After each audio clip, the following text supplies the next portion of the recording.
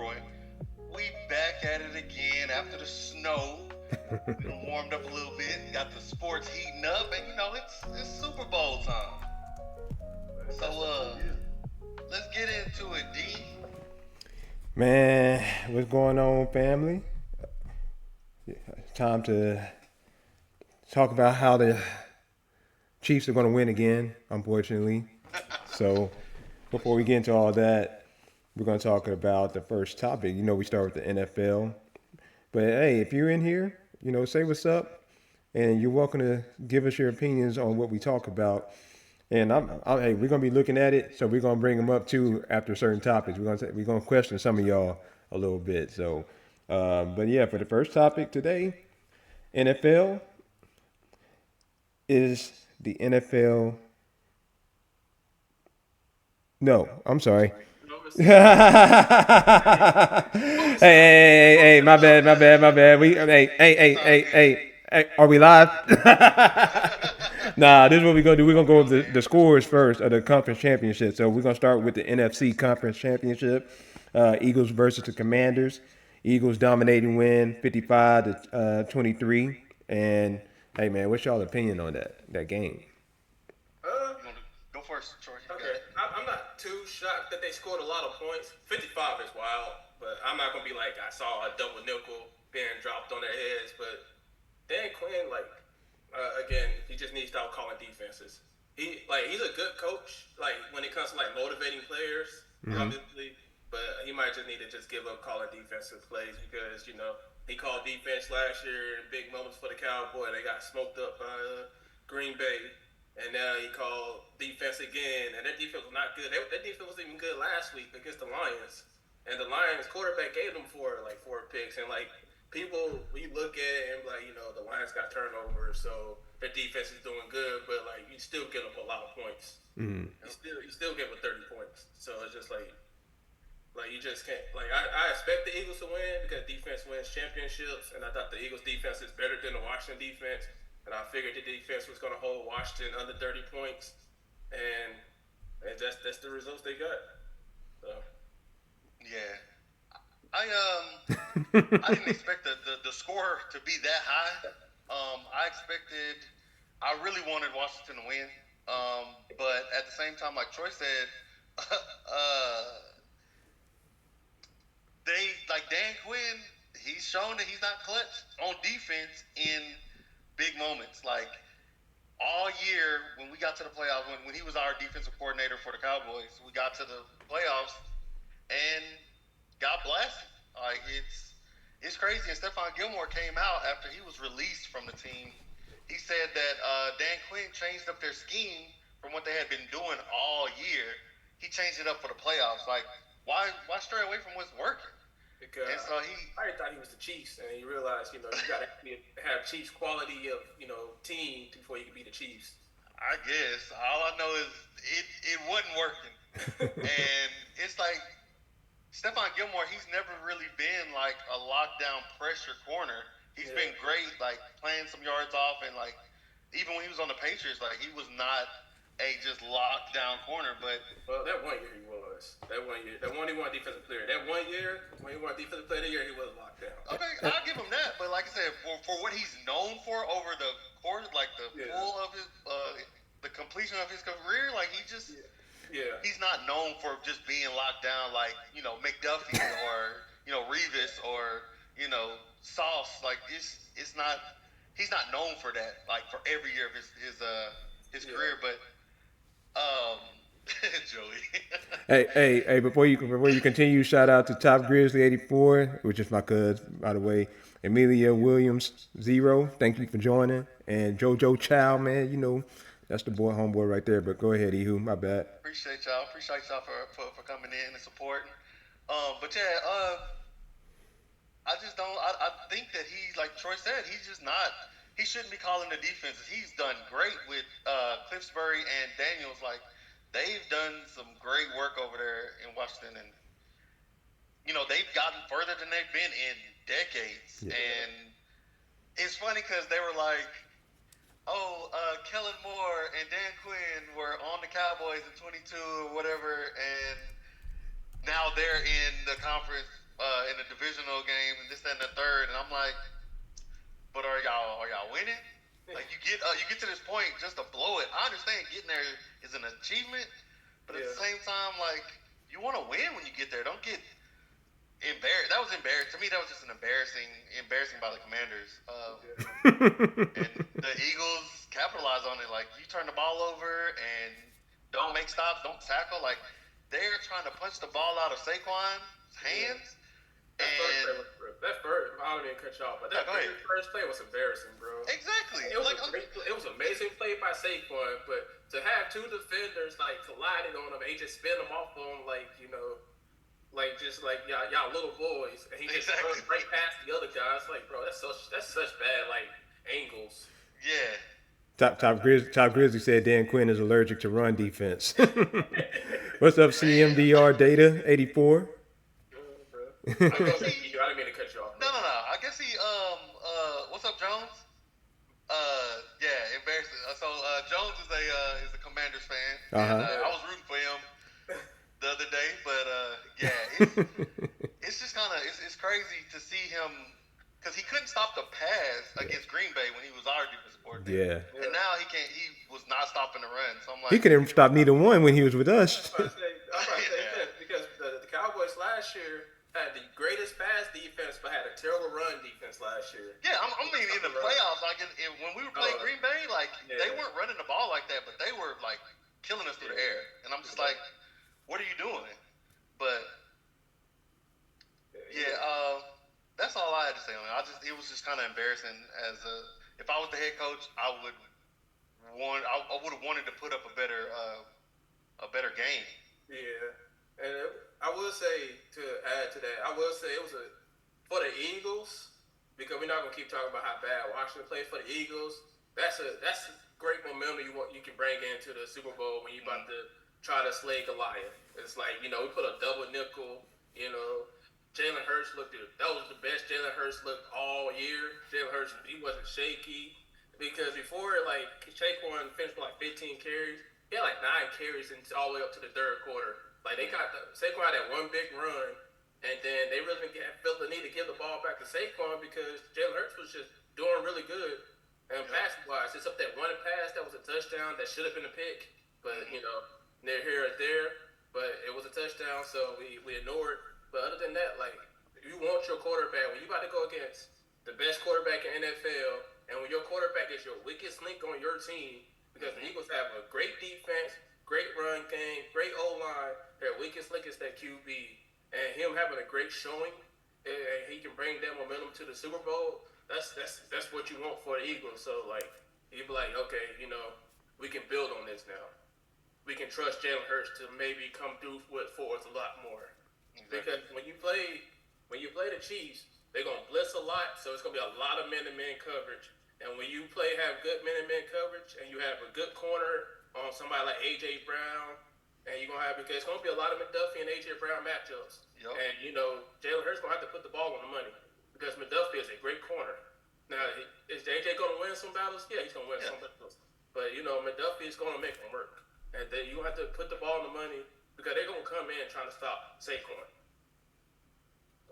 Yeah, they're going to have to because I feel like that's their biggest threat right now for their offense is Saquon. Yeah.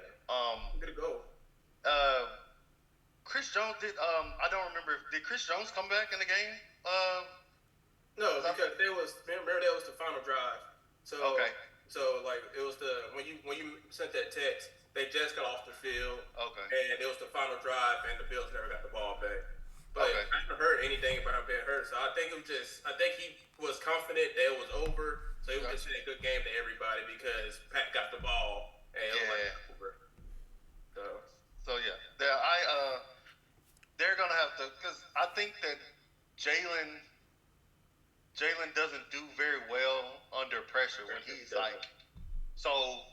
If Chris Jones in that front, the defensive front for KC, can get to him, that might be their best chance of disrupting the pass and having them have to go to the run.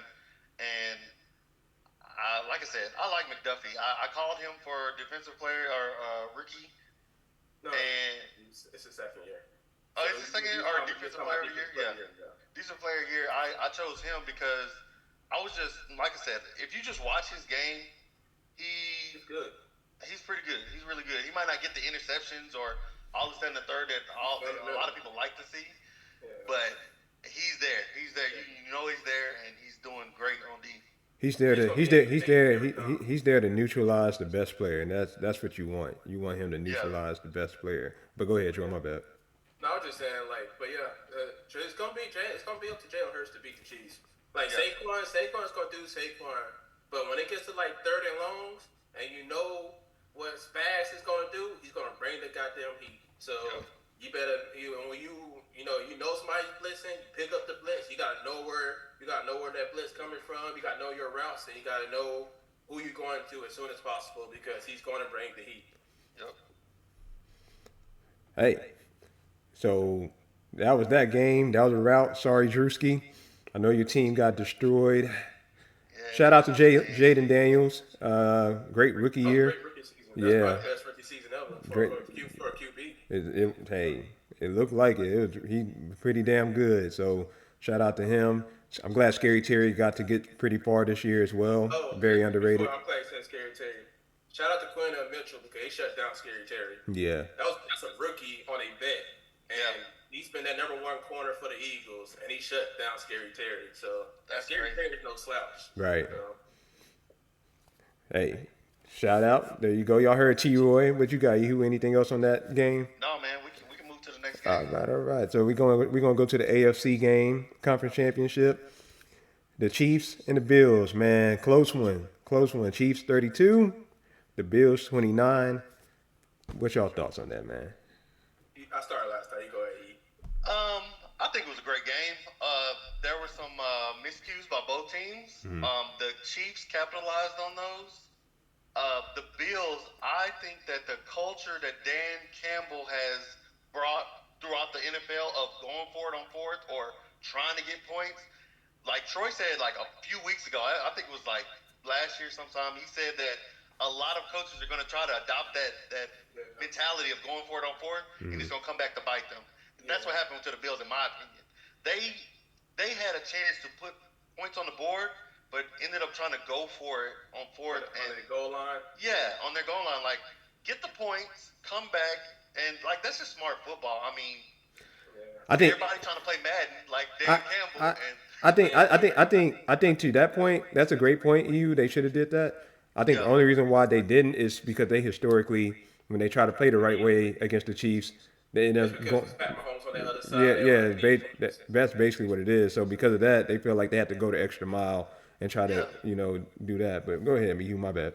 No, you good. And I agree with that. Like once you see the giant, you want to go try to, slay the giant. Like you got to play your best, and I feel like that mentality gets to the coaches and gets them out of their game. Like they have won so many games during the season playing their way, and once you get to this game, you want to play differently because we got to keep up with them, or we got to just get out of our comfort zone. And I feel like that's what got them.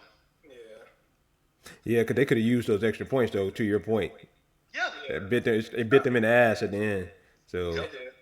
And I agree. And it's also like to add on to that, you can't keep using the same play over and over. And they were using that same play over and over, and the Chiefs kept stopping it. And the Chiefs kept stopping it. They would get like a win every once in a while, but then the Chiefs would stop it. And you were like, that's all you had? It's like that's that play you depend on. Like this is why like the Chiefs are the Chiefs. Yeah. Like when the opponent, the defender comes out and it's like, the Chiefs running plays I've never seen on film before. That mean the Chiefs are just playing a different game. That mean the Chiefs like in the season are literally just practicing. They're just literally just running things and just like we can win these games. We're just gonna see how this look is. See if we can depend on this person. See if we can use this play in the playoffs because the Chiefs got plays they want to use. And when the game was on the line and when they needed to be like creative, they came out and ran entirely different things. And it just shows you how great Pat Mahomes is. Because that first drive, that very first fucking drive, the Chiefs never, the whole season, to my knowledge, they was never running an RPO offense. They literally ran a whole RPO offense, 90 yards down the field, that very first drive, and the Bills was confused. Like, they didn't know who to pick up. They don't know if they should have played a run. They don't know nothing. And it was just an easy drive. It was just like, and I remember Derek texted me like, man, this might be over. And I was like, nah, because, the Bills and the Chiefs have good games. You called it. So I knew it was going to be a great game. So, but yeah, it's just like the Chiefs are just playing a different game. Like they're playing chess where everybody's playing checkers. Yeah. Because they're putting stuff on film that you see this and this and this, and we may utilize it.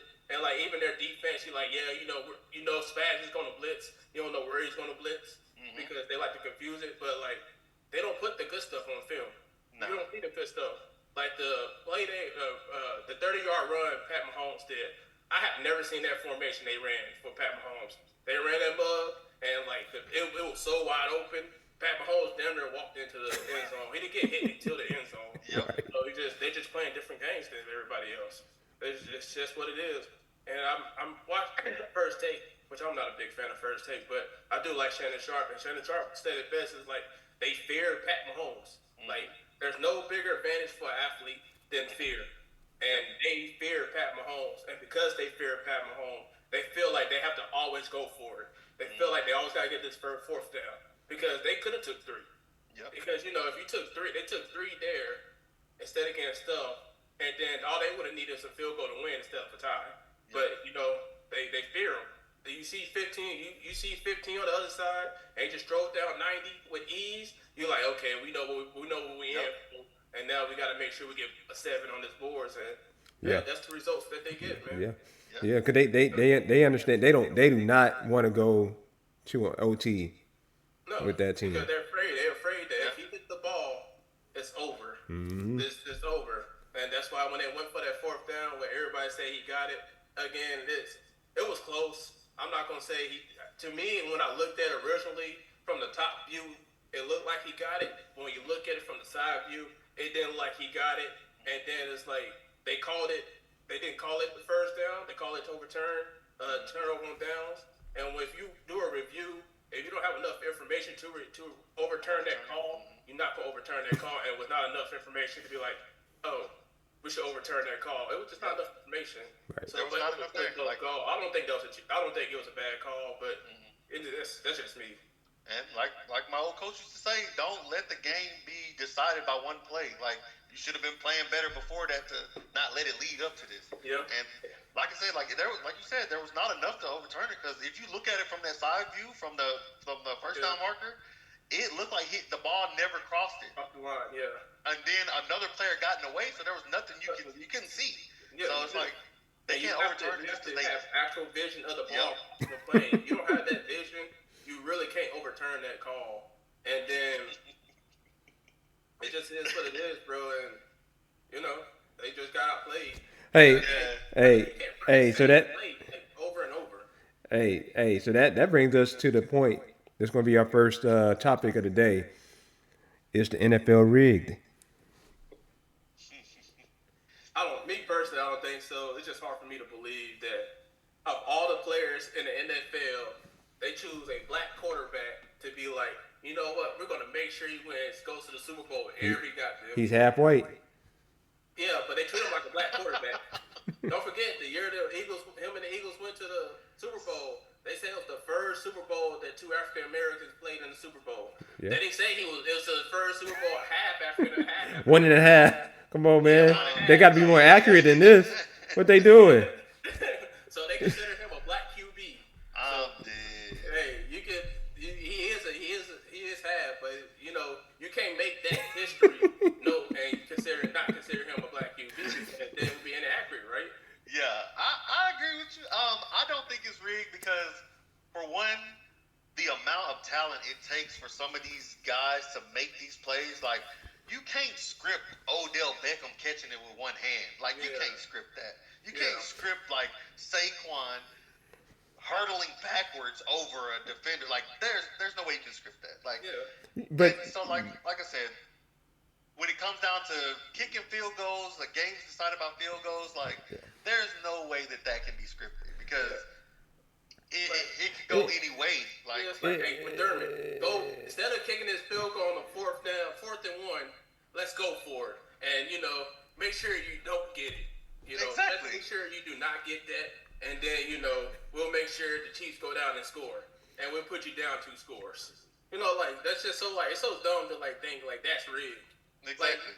I think the NFL has a ref problem. I don't think they have a rigging problem. The refs, 100%. They just make bad calls, bro.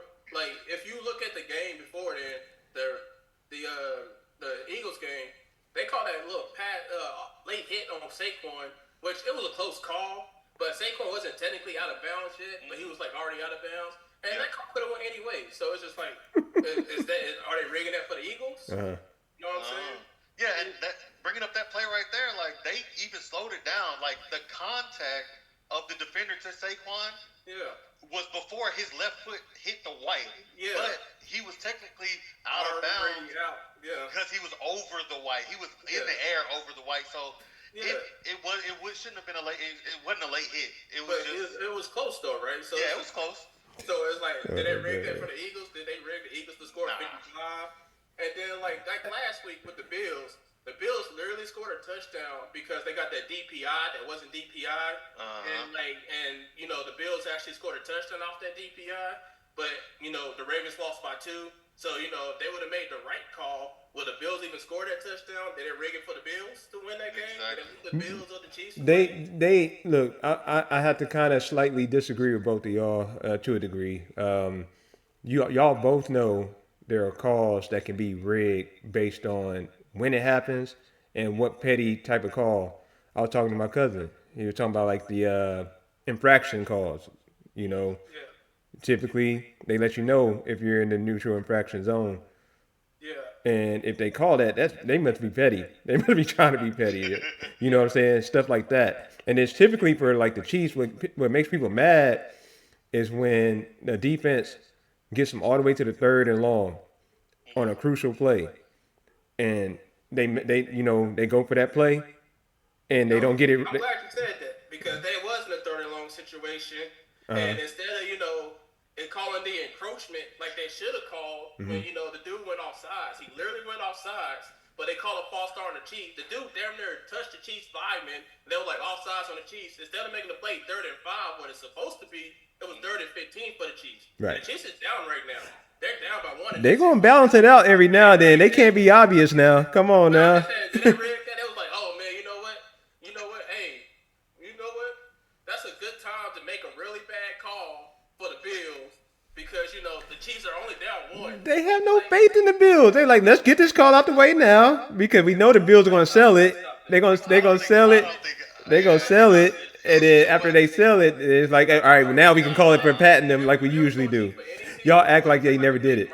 It would have been like the Vegas. It would have been the Cowboys. They would be cheating for the Cowboys if they wanted to cheat. They don't like Jerry Jones. Let's be real. Cowboys the most marketable team in America. So if they really wanted to cheat for a team, it would be for the Cowboys. But what makes the Cowboys marketable is that they suck. Yeah, but if they become but you know what's gonna happen if you have the Cowboys that suck and then they become a dynasty and they go to Super Bowl every year because of the refs. You know how much money they be making right now, bro?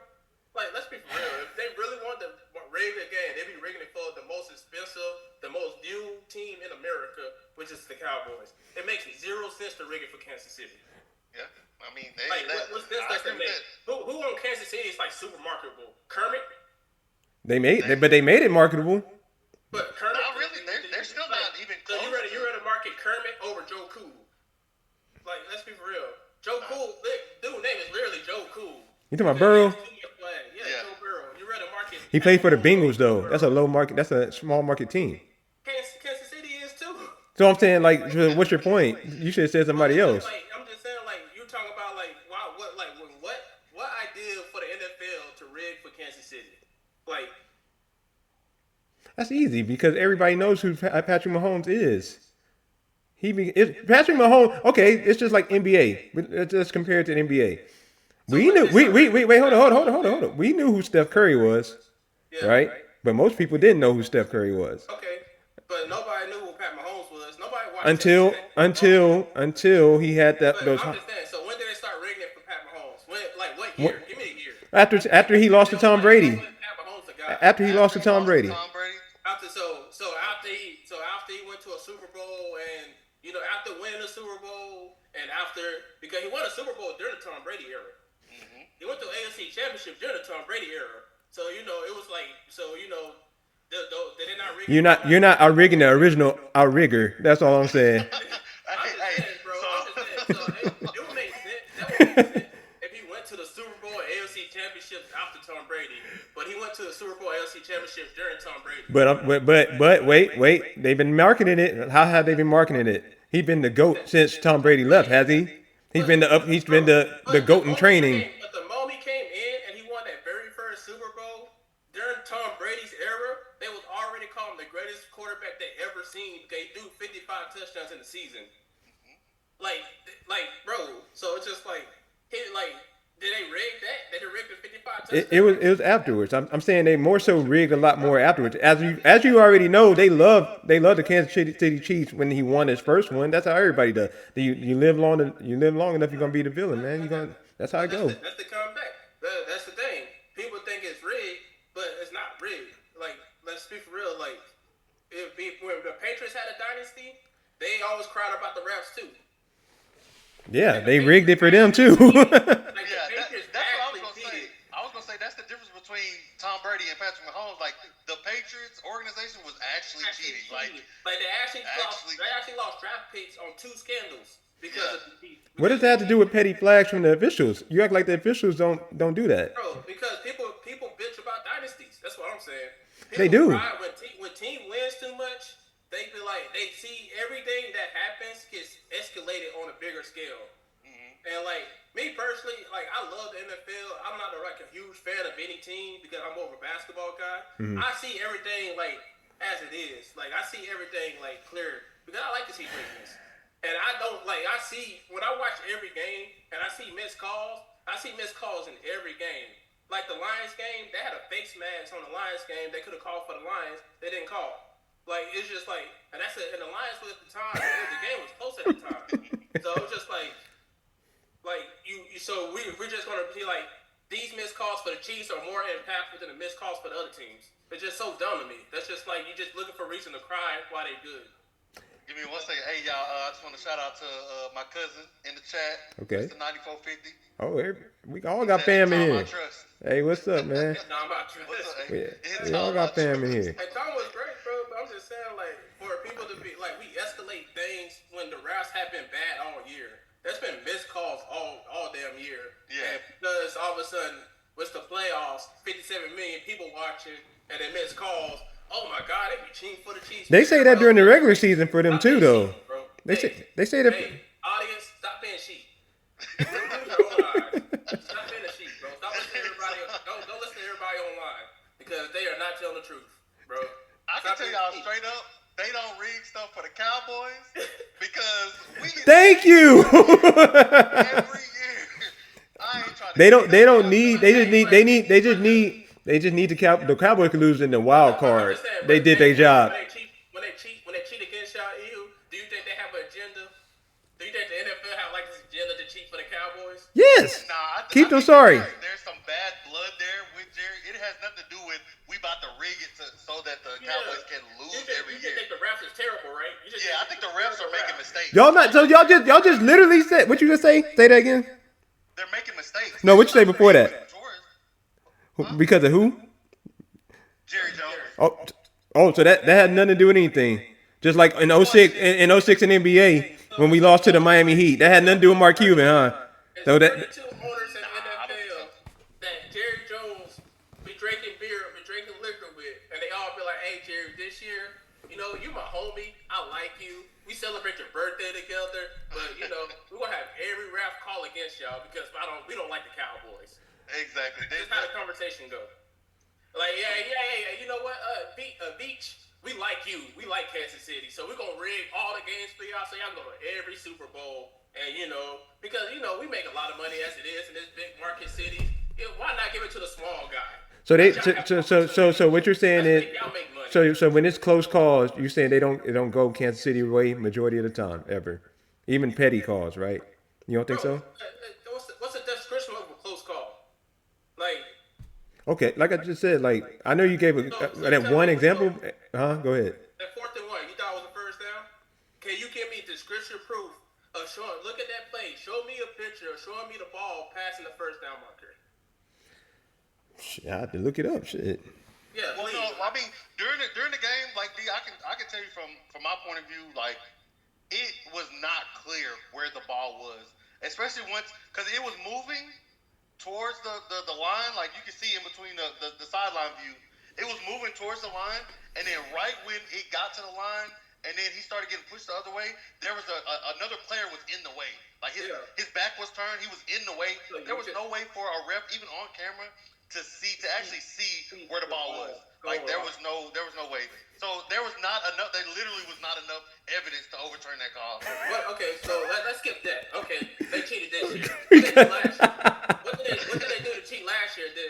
What they do? Huh? What they do to cheat last year? I had to go back and look. Oh, okay. What about the year before? Because did they did they be like whisper to Jalen Hurts, hey Jalen Hurts, fumble the ball?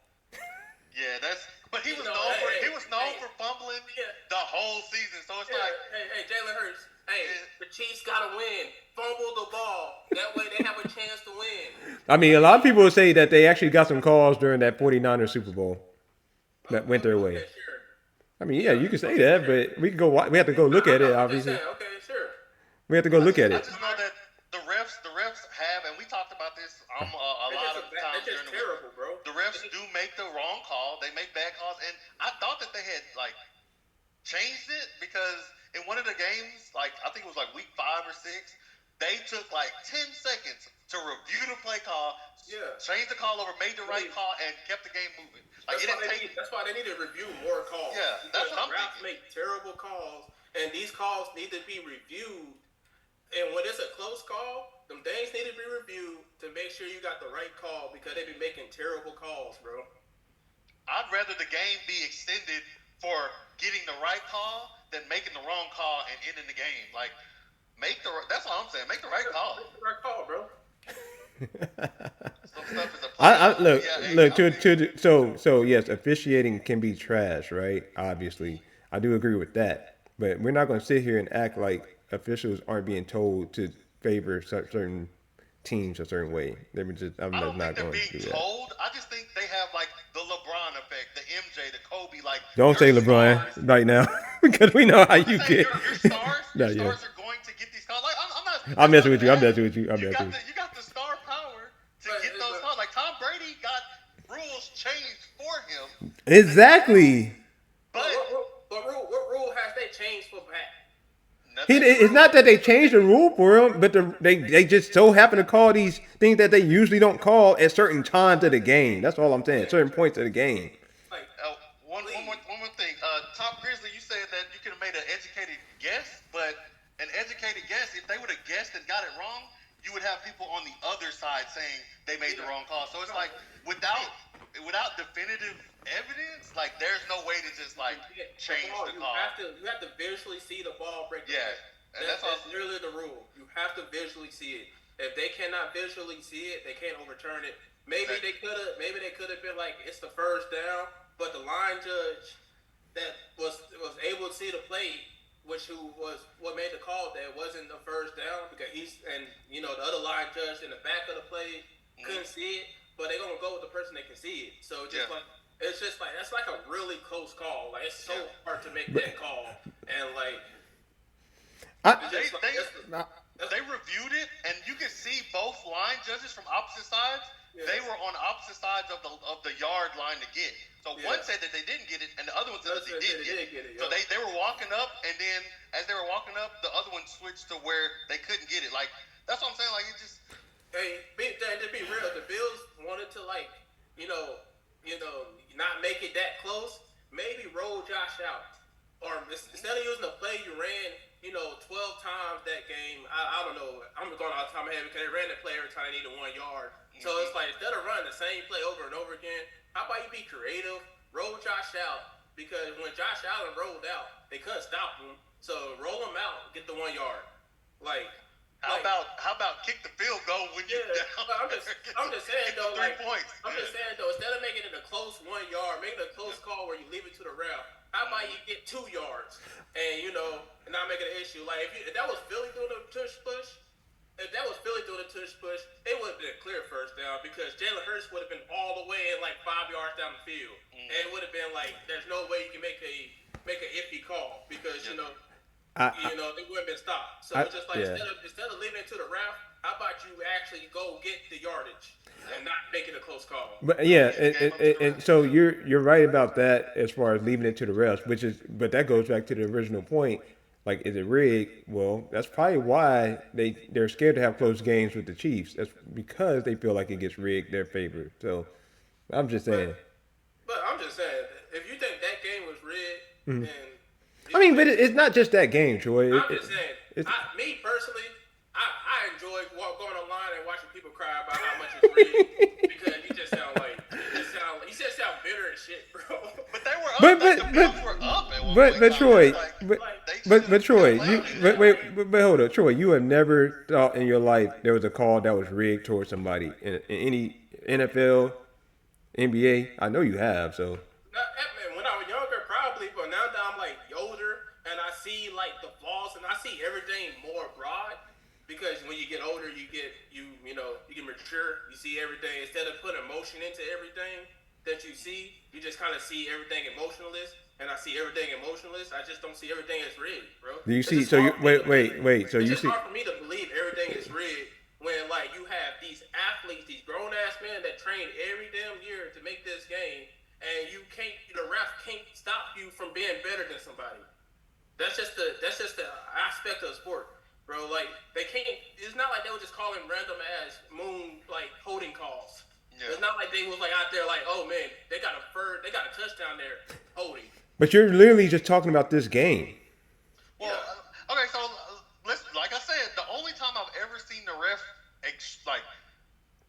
impact the game so bad was when Dez caught the ball. The rule book was read during the game, and he made a football move. The ball cannot cause a fumble.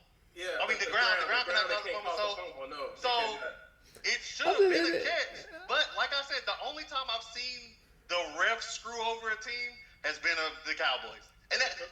But everybody else, like out of 30 teams. But y'all 29 of them ain't getting shafted. I feel you, but my point is, go ahead, man. Why would they want the Chiefs and the Eagles in the Super Bowl? Because they played already. Bro, the Chiefs and Jaden Daniels would have been way more money than the Chiefs and the Eagles. Because Jaden Daniels' offenses, they have one of the best offenses in the NFL, and you would have had the future maybe GOAT who never lost a playoff game to the future established GOAT in the NFL right now. That would have made way more money than Saquon Barkley against Pat Mahomes. Because it's not Jalen Hurts against Pat Mahomes, it's Saquon Barkley against Pat Mahomes. And let's be for real, how valuable is a running back right now? Like, outside of Derrick Henry and Saquon Barkley, not that valuable. So, but you have Christian McCaffrey if he's not hurt. Quarterback matchup is way more money than having a quarterback versus running back matchup. I mean, they go ahead, you. No, I was gonna say real quick. If they wanted to make money, like Troy said, they would have put Dallas in there. Like that is their most profitable organization. Or the Lions. Or the Lions. Yeah, they were selling. They rigging games. They could have cheated for the Lions. The Lions would have been a way great story because everybody loves Dan Campbell and the Lions. Yeah, they love a Cinderella story. People's team right now. They should have rigged the Lions. Hell. None of those teams have something in correlation with Tom Brady except for the Chiefs. So that's my point as well for that. So I'm not saying Patrick Mahomes. Now Patrick Mahomes is obviously he is. NFL, if you're watching this, rig the Super Bowl so the Chiefs can win it too, so I can laugh at people.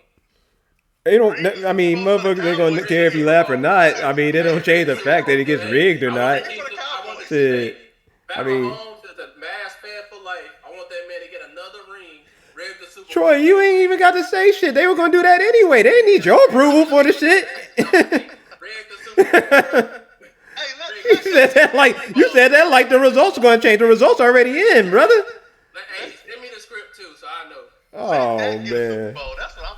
If it's rigged, let Dak I want get the it. NFL script so I can make my bets, bro. Hey, this is what we're gonna do. This is what we're gonna do. Is the NFL rigged? Oh Oh, my yeah, God. All right. Hey. I mean, look, I get y'all points though, but I can't sit here. I'm not gonna sit here and be like a person not mature because they believe a point like that. It can be true possibly because we've seen officials come out about certain things before about these type of things. So Well, it's that not. was with betting and But stuff. I didn't say understand you got to that. be mature to see things. I just said for me, when I used to see things when I was younger, when it was real, it's because I had emotion going into it. For me, I feel didn't you. say anything Okay. for anybody else. I feel you. said for me, as I'm older and I have a lot more emotions when it comes to these games, because I spent too much time hating on greatness. Because I used to dislike LeBron when I was younger. But instead of just enjoying like the greatness of the game of that I love and enjoy to watch, Yeah. instead of just being sitting there and be like, oh, I hate this person because of this and this and this, instead because I don't know these dudes personally, realistically, Right. so I watch every game emotionless and just see it as it is, bro. It's just I don't rate pom poms for any team especially in the NFL. When it comes to Mavericks, that's a Well, different story. we know that because you used to bleed blue, now you bleed red. I ain't talking about Christian Bloods. I'm talking about the Cowboys and the Chiefs, buddy. I'm just saying, like NFL, I just like watching NFL until basketball season start anyway. I feel you. I bleed Mavericks realistically. Yeah, all three of us in here do. Yeah, Hey. like realistically, I bleed Mavericks. But Well, like, I'm sorry, but I got my red on today. but NFL, I'll go for the Cowboys when they play. I like Pat Mahomes because he's a good NFL. He's like I said, he's a Mavs fan. He's from Texas. He's a Dallas boy. So it's like if the Cowboys not gonna win it, then I'm gonna go for a black quarterback from Dallas. If Pat Mahomes can't win, I'm gonna go for Lamar. If Lamar can't win, then I'll go for Jalen Hurts because I'm always go for a black quarterback. Because at the end of the day, they told us we couldn't play this position, and we have more dominant black quarterbacks in this current NFL now than we did back then. So Yeah. I hear you. I'm not trying to bring race in this whole No, thing. but I know. That's how But it historically was in the NFL that black people couldn't play quarterback because we wasn't smart enough, and that was like way back then. But still, I'm petty. So no, I feel you. It's just to make a point, though. Really, just to make sure hey, y'all said we couldn't do it, and look at us now, right? yeah, look at us now. He might be half, but like I said, y'all called him African American in the Super Bowl 2 years ago, so y'all gave him to us, so we'll take him. Yeah. Hey, y'all let us know in the comments if y'all think it's rigged or not. We're gonna be looking at the comments, but we're gonna move on to the next topic. That was a good conversation right there, fellas. So the next topic is for the NFL again. It's gonna be should there be separate MVPs for different positions, and we're gonna start with Ihu on this. Yeah, I talked too much. You good? Nah, bro. I think it should be because predominantly in the NFL in the past seasons we've seen the MVP has been a quarterback award. Yeah. Like even though there have been running backs that have outshined almost at their position, and I feel like it's tougher to stay healthy at the running back position and to actually excel and stay healthy. Yeah. It's crazy. Like what we're seeing Saquon and Derrick Henry, and then it's just wild to see that they don't have a clear award for them. Like make it They usually get offensive player of the year though. Yeah, you can. Running back, but I understand what you're saying. As for an MVP, there should be like a QB MVP, running back MVP, wide receiver MVP. And they do positional awards too. My bad. Yeah, they do. But as far as the MVP goes, like I feel like it's so broad, and as far like we said a couple weeks ago, like the face of the team is the quarterback. So team success is gonna look good on the quarterback, and so he's gonna get the MVP most of the time. So it's like I don't know. I just feel like it needs to, or at least shine some more light on what the running backs are doing. Like we just haven't seen it for some years since Saquon was about to break the record in 16 games. Was AP? Yeah, I think it was AP. Adrian Peterson. Yeah. Should have been Derrick Henry. Groups or actual position. I would think it would be at least three offensive positions, because it's harder to do defensive positions, like cornerback, linebacker, stuff like that. It's easy for linebackers, but it's hard for corners and safeties because linebackers you can go for like tackles, TFLs, make occasional sacks. So forced fumbles and stuff like that. Forced fumbles. Linebackers a little bit easier, but corners and safeties it's kind of rough because unless they get a lot of picks, it's hard to like. They have to have like I said, you have to have a Gilly Lock that one season, Gilly Lock, and you have to have a Revis season. You have to like hold like receivers to like 50 yards an entire year for. A cornerback to get it. Which even though I think Patrick Tate gonna win it this year because he held people to 200 yards, but I don't know. We'll see. That's nice. Yeah. I think that's what I'm saying. Like I just feel like the running back should have a chance to get their own amongst running backs, and then QBs amongst QBs because it's easier to look and see like what are their numbers, what are their yards after carry, or yards after catch, and receiving yards and all this and the third. Whereas right now. It's literally a bunch of quarterbacks are getting talked about for MVP. Yeah. Not many other positions. Go ahead, D. Oh, no. I was going to say, I hear what you're saying, but they essentially technically do that already when they name you All-Pro. So I feel like that's the whole purpose of All-Pro. But I think the real issue, to your degree, I think if a running back is going outside of what a usual running back would do for that season, and then they need to stop doing this. They need to stop being like, all right, we're just going to pick the best quarterback, even if they didn't have an exceptional year. Like last year, Lamar didn't have an exceptional year, but what was it, Derrick Henry last year? No, it was actually CMC, I think. So CMC. Yes, I'm sorry. So CMC. It was CMC. CMC had an exceptional running back year. So the MVP should be based off who's exceptional in their position and who's had the biggest gap with that exception in their position. So CMC was so exceptional, he should have actually won over Lamar. But because, like you're saying, they made it a QB award, it's like we're just gonna pick the best QB no matter what. And it's like almost like they're doing it intentionally because they want to bring down the value of the running backs, of the defensive players, of the receivers and things of that nature. That's my opinion on it. But go ahead, Jordan. Or Ew, my bad. I didn't mean to cut you off, Ew. No, this is all good. I was just reading the comments, and the MVP award is really the only one that kind of really matters. Like, it looks great on like your resume once you retire. 8 Pro Bowls or this, that, and the third. Like that looks cool. I don't want to cut you off. No, you can finish. I'll give my comment after. Go ahead. But that's all I was gonna say is like it looks good on your resume, but at the same time MVPs look better. Yeah, like I will say MVPs do matter when it comes to like all time talk, like GOAT talk. Yeah. But let's be for real. No, if you're not a quarterback, don't get in the GOATs conversation. Exactly. But I will say all pros. That's why they do have all pros because all pros is what they value whether you get a Hall of Fame or not. Like if you're a first ballot Hall of Famer or not. They look at how many first team all pros and second team all pros that you had, and then they look at like offensive player of the years, and then they look at Pro Bowls and stuff. That's a great point. But I do agree with you to a certain extent that like because of the award is mostly QB oriented, that the QBs it seem like the QB has to get it.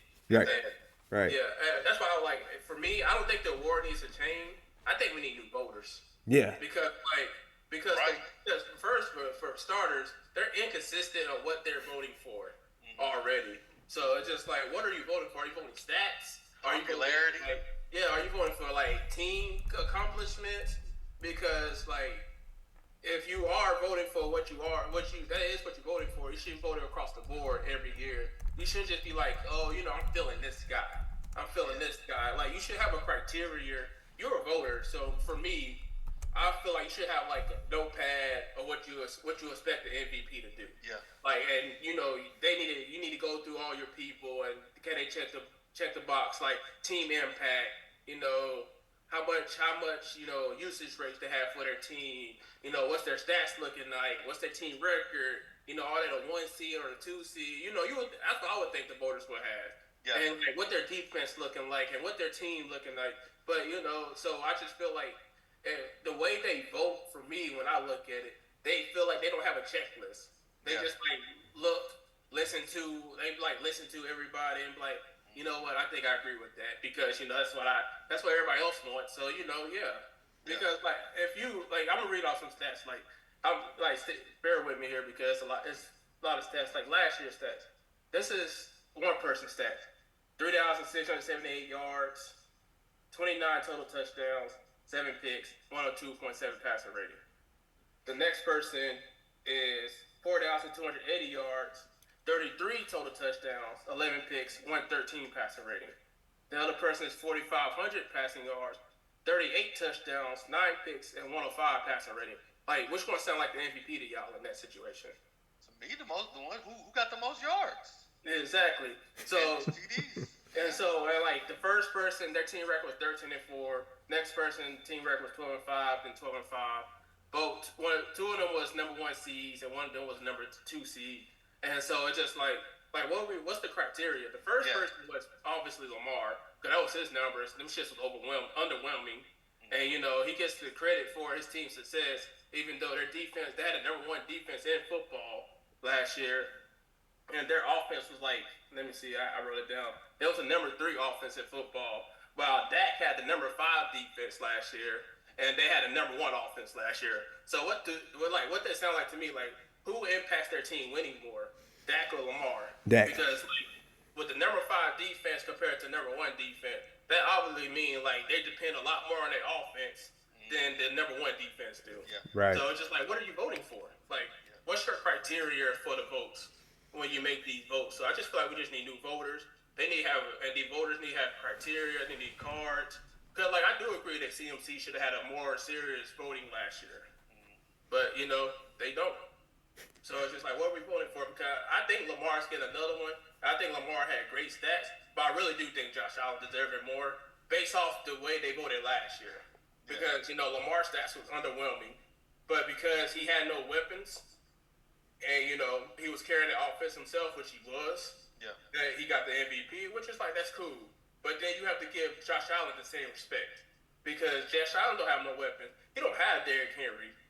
It's complementary football. If we talked about earlier, a tier 2 quarterback needs a run game.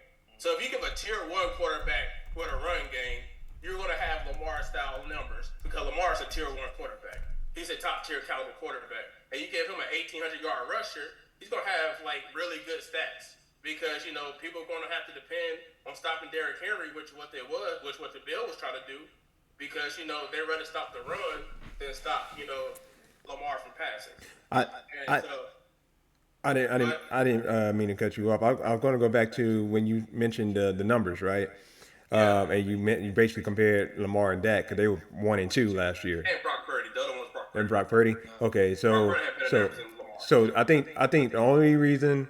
I don't agree with it, but I think the only reason why they propped Lamar up is they compared the weapons he had as well on offense. He don't have he don't have a go-to guy on offense that we know about. He's basically the go-to guy. That doesn't mean though, he might have been the best QB. If you want to say he's the best QB, that's subjective. But he was not more impactful than CMC, the guy who went to the Super Bowl. We didn't know at the time he would be going to the Super Bowl or not.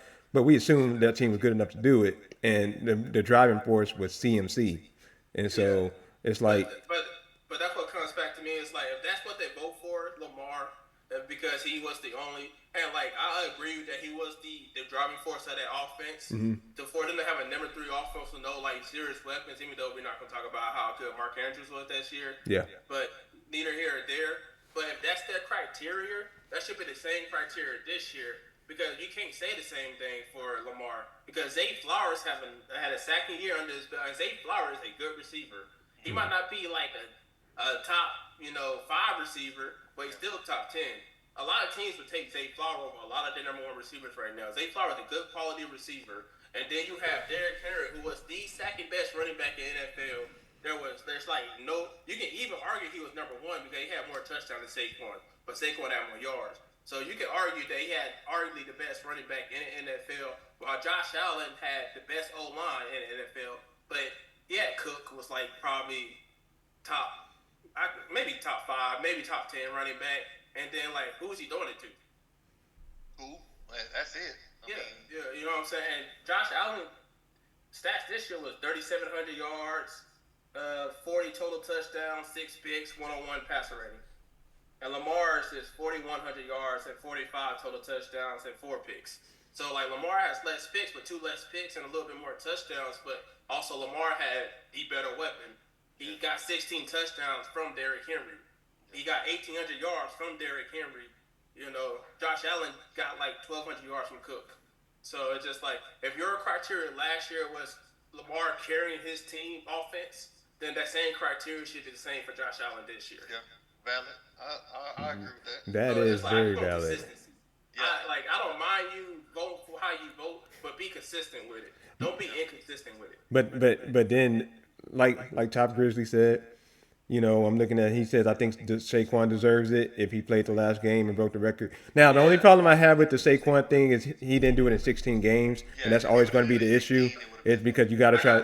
Go ahead, Joy. No, go ahead. That's BS because at the same time you can't give Eric Dickerson a record because O.J. Simpson broke it in 15 games, and Eric Dickerson did it in 16 games.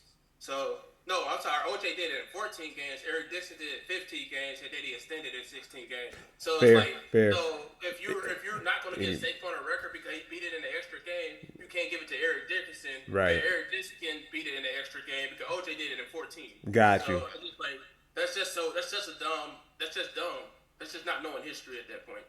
Yeah, that's fair. No, that's a great point. That's a great point. So, but I'm going to actually make another point about the voting, right? It should really be, there's a standard that's basically already set. And like, for instance, quarterbacks, we know when an exceptional year, how many yards they probably got to throw, what their QB rating has to be, blah, blah, blah, how many interceptions you got to throw. For a running back, we know how many yards they need to rush. We know how many fumbles they need to not have, blah, blah, blah, right? And to a degree, how many catches they have. Because some like, CMC wasn't just running. Like, he was a threat at the a receiver and a runner, a rusher. Right. Last year, so right. So it's like, so like you need to look at who is closest to the standard in their position. That's really who should win the MVP, in my opinion. Or like a defender, a pass rusher who gets close to the record for sacks. If a quarterback nowhere close to the standard for quarterbacks, but a pass rusher is close to the standard of pass rusher, if Chris Jones is almost at the sack record or he gets the sack record, give him the damn MVP, you know. Because I do think 1 year in the NFL, I think Aaron Donald should have won MVP one. Right. Right. Bro, I think I have to look back. I'm not going. I know he had a 20 sack year 1 year, but I'm not sure that was the same year Pat Mahomes had 55 touchdowns. So I have to see like the MVP of that year and the stats that year. I know one of the years Aaron Rodgers got it. And I was like, you can argue Aaron Donald should have got that one because Aaron Donald was getting double teamed. He had double-digit sacks. That man was getting all his sacks from the deep tackle position, which is like a guaranteed double team. Yeah. Sometimes triple team because sometimes they will put a guard and a center on him, and they had a running back chip him, and he would still get sacks. So just like. So yeah, they just need new voters. Yeah. Or maybe they need like a standardized car. I don't know. It's just it shouldn't always be quarterback because like I said, like you said, like Ethan said last year, quarterback was so underwhelming that it could have been a time for a different position to win MVP because that was underwhelming. It was like Dak had to realistic for me as a quarterback. If you just look at the numbers, Dak had the best year for a quarterback. But if you go deep dive in it, they didn't really beat any good teams. So I can understand why you go there. Because the only good team they beat last year was the Eagles, and that's the division game. But anyway, neither here or there. It's just like you gotta have consistency. Yeah, it's gonna. And the NBA had the same issue, low key, because last year Luka should have won MVP. I think so. But this year, I think Joker should win. They're gonna give it a shade though. Bro, no, it's gotta be Joker, bro. Joker's number, bro, is sick, we'll get into the NBA when we get to the No, yeah, we will. I just had to throw it out there. From the three. Hey. But it's like this is Joker. This might be Joker's best year of his career, and he already got like 3 MVPs, and this season is better than those 3 MVPs. So it's like, how you not give this man this, bro? But that goes back to tell you, like, one of those years he shouldn't have even won. He should really only have 2 MVPs. Technically, he should still have 3 because Embiid stole one. like he was saying, we'll talk about that later on. We're gonna move on to the last NFL topic, which is about the Super Bowl. Can the Eagles get their revenge in this upcoming Super Bowl? Wait, Troy, what you got, man? Okay, I'll be short with here because, like I said, I've been talking about. I do think they can because I do think the Eagles. To me, realistically, if you look on paper, the Eagles is better than the Chiefs everywhere else, other than quarterback, tight end, and coaching. I think the Chiefs are better coached, more well coached, and more disciplined. Obviously, the quarterback is a whole tier higher than Jalen Hurts, in my opinion, and quarterback controls the game a lot more. Yeah. And then obviously, we're not going to talk about the second greatest playoff performer in any non-quarterback position, which is Travis Kelce. So, historically, he's second in everything but reception. So, he's the second greatest playoff performer behind Jerry Rice. So, obviously, they have a tight end advantage. I do think Chris Jones is better in D tackle. But if you look at D tackles, it will go Chris Jones, then it will go Jalen Carter and Jordan Davis. And so that's why you can't really run on the Eagles because they have two good interior linemen and they have a better pass rush than the Chiefs. And then corner, they do go Trent McDuffie, but then also goes Mitchell, and then it goes Slay, and then it goes Watson. So it's just McDuffie is the best corner on the field, but the Eagles have the best two corners on the field. And then it just from there it's just little things like the linebacker Bron is an All-Pro. So technically, Bron is technically better than Nick Bolton. Though I like Nick Bolton better because I think Nick Bolton make more plays. But I do think the Eagles do have a chance of winning. Do I see them winning? No. But if I be like, oh man, the Eagles won the Super Bowl, because they're not going to because it's rigged, Troy. You said what? They're not going to because it's rigged. Hey, I'm fine with that. I celebrate with them, bro.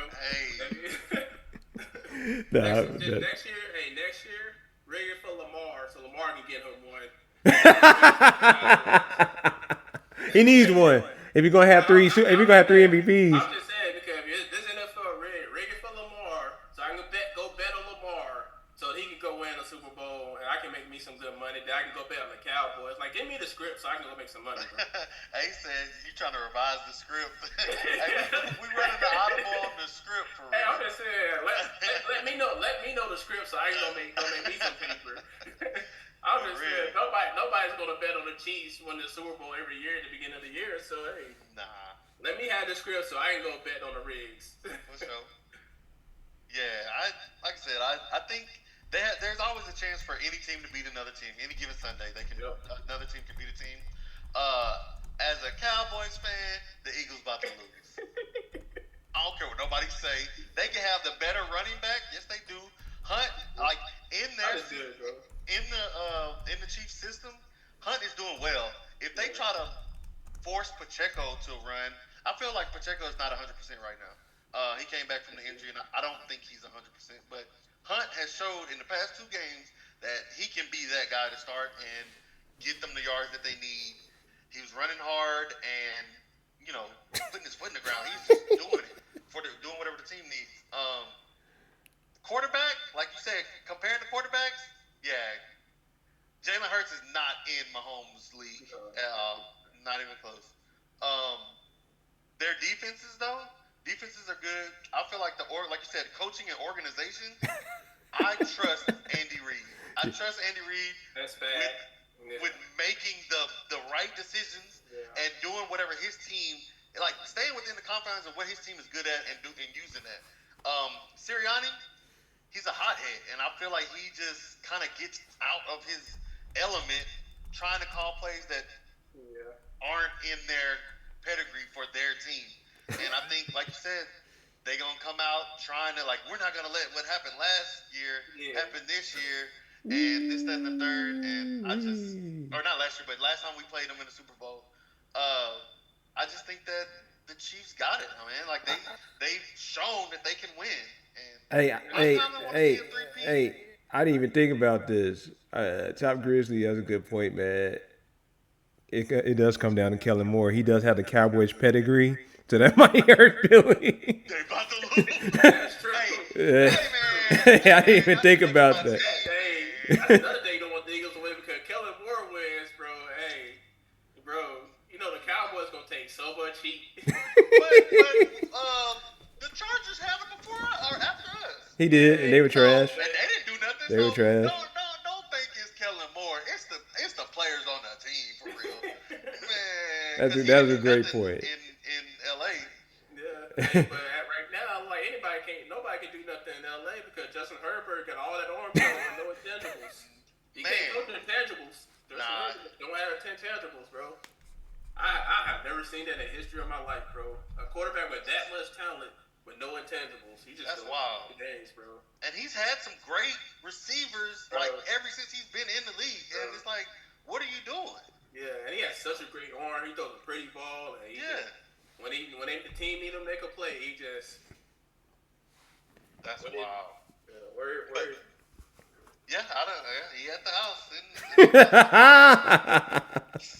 But yeah, I think the Eagles can. I think any team can win.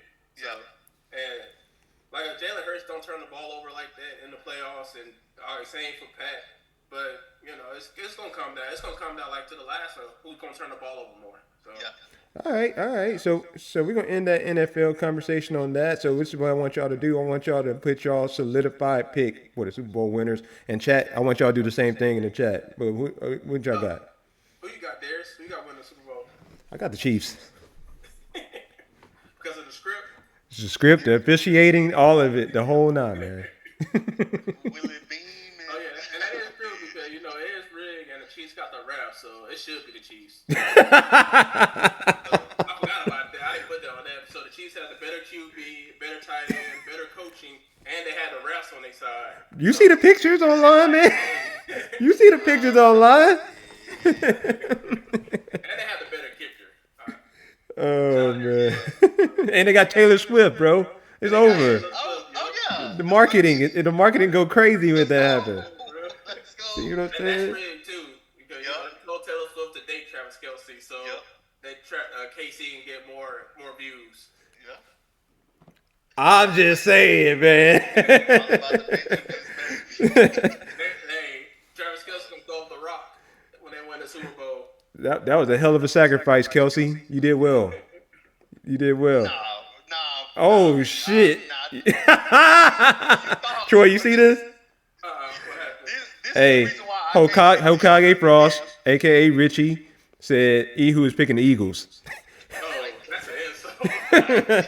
He said, I think the Eagles picked the Eagles one time, and that's because they was playing the Panthers. "Yep." No, I thought they were playing the Cardinals. Was it? It was one of them. It was the Cardinals. You can't stand that. You can't stand that mini quarterback. Man, I can't stand that little troll dog, bro. Yeah, I think it was twice I picked the Eagles. It was the Cardinals and it was. Yeah, it probably was the Panthers because they were sorry. And I think did the Panthers beat them? The Panthers didn't. Or It was close. It was a good game though. Okay. Well done, Joe. He said Chiefs in one. Hey, That's a good call. Hey Troy, JoJo said you look like if Ja had a big brother and he picked the Chiefs. Appreciate it. Hokage. Like job in the league. Right. I'm dead. Hokage going for the Eagles. I'm going to assume Top Grizzlies going for the Chiefs. And 94-50, who you going for, man? I think A going for the Chiefs. For the Chiefs, all right. Because I don't know. They kind of knocked his team out. He a Texans fan, so. Just saying though, it's hard to hate Pat, bro. He said it hurts. Wow. He going for Hurts because of Hurts from Channelview. It's hard to hate Hurts too. Hurts. I don't hate him. I just wish he played for a different team. I like Smith, too. They actually got humble guys on the Eagles, low-key. No, whoa. Some. I don't like AJ Brown. Not A.J. Brown, though. I didn't say A.J. Brown. AJ Brown was on the sideline. Why they winning like this? Read them books. Wow. Looking like Death Note out there, man. But I'm talking about like the Devontae Smith, the Jalen Hurts, and the Saquon Barkley, man. That's all I'm talking about. I'm glad the Chiefs won because let's be for real. See, you already know they winning, Troy. See what you just said? I'm messing with you. I'm I'm messing. talking about the last game. I'm glad the Chiefs won because anybody that knows Josh Allen's the dirtiest player at the quarterback position, bro. Why's that? That man literally has a clip of him pumping Jalen Ramsey's face, bro. That man's dirty as hell, bro. That was random. When people was going for him, and Josh Allen is like the biggest crybaby in the NFL, bro. Man, he got punked by Diggs that one time on the sideline. Hey, he knows something about Diggs. Hey. Yeah, he's like, hey man, I ain't trying to have no problems. Hey. And like when Josh Allen lose, bro, everybody be like, oh, Josh Allen lost. Oh, like this dude's a douchebag, bro. But when Lamar lose, bro, they be on Lamar. They be like, he's never a winner. Like, bro, keep that same energy with Josh Allen, bro. Man, the undertones. Sorry for a grown man making $50 million, bro. $50 million. Dang. Yeah, stop. Nobody feels sorry for that man, bro. Beat the Chiefs. You know, you mean Lee look at him, Lee Angelo ball. You mean JoJo? I mean, get the right brother, get the correct brother, man. Right. Melo gonna be on the court, man, actually hooping, not doing no damn halftime show. Shit. Hey, appreciate y'all opinions on that. So we're gonna come back in 2 weeks. Well, after this weekend, the next weekend's the Super Bowl, and we'll be back in talking about that and seeing what the results are. So we're gonna move away from the NFL, take it to the NBA. And the first topic we're gonna talk about for the NBA today is the Jimmy Butler saga. So very volatile situation right now happening in Miami. It's getting to a point where it's kind of getting ridiculous. So, you know, so Ihu, man, what's your take on that so far? So, from what I gathered from the whole situation is Jimmy just wants to be a starter. He feels like he had a big part to play in the Heat culture and where the team is now.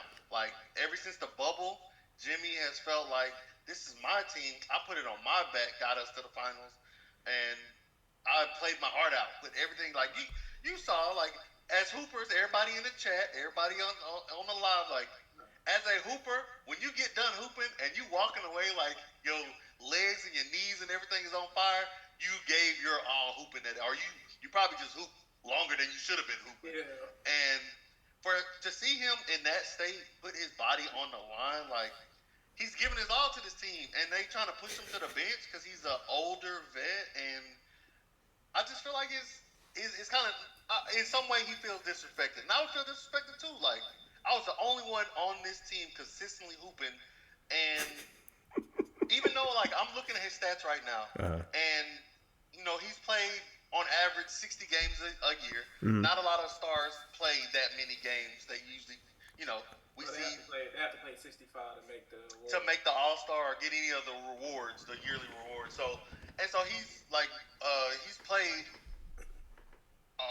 most of the time. Like in the past 4 years, he played 60 last year, 64 the year before that, 57, 52, 58. Like he's been consistently playing, not injured, you know, and I'm looking like, why would the Heat think to push him to the bench? And I looked at his stats, like, he's still getting, like, you know, this year he's shooting 54%.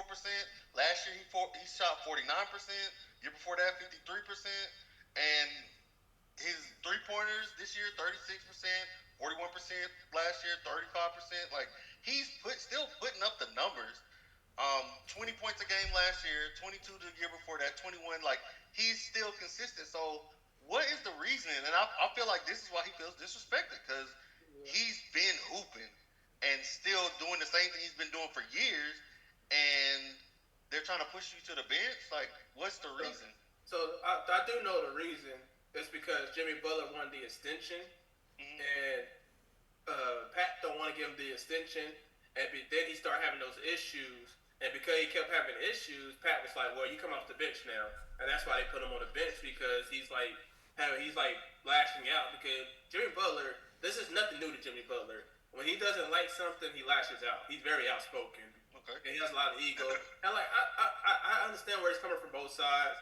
You know, Jim, like you said, Jimmy, he led him to the finals twice. in the last 5 years. 6 years. Yeah. So if he's like, I led y'all to the finals. I am the head coacher. I should get my extension because he wants to be extended, get that last good contract for his career. Before he goes out to the sunset. Yeah. But I understand from Pat Riley's side too. It's like I'm not trying to extend a 35, 36-year-old player when we have all this young talent and we trying to get younger so we can compete in the longer run. Because we had our championship. To Pat Riley's mind, his championship window is closed now. Okay. Because he has an older superstar that's he's not who he used to be, and he don't want to invest in that no more. He wants to invest in build Tyler Hero, get Bam going, and build all this other young talent that he has, and try to build for 2 or 3 years down the road, rather than just trying to be like we're ready to compete now because. And it's he don't think they're ready to compete. So I understand where he's coming from, but Pat been petty, and he should just trade him.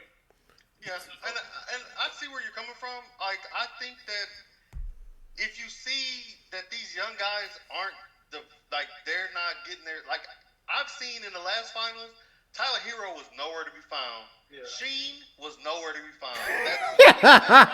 I think Sheen played okay. Tyler Hero coming off an injury though. Yeah, so what I'm saying is when they were in the game, he just kind of timid, was lackluster. Jimmy carried them both times, and I think that if they're gonna get the keys to the kingdom, they need to show something now.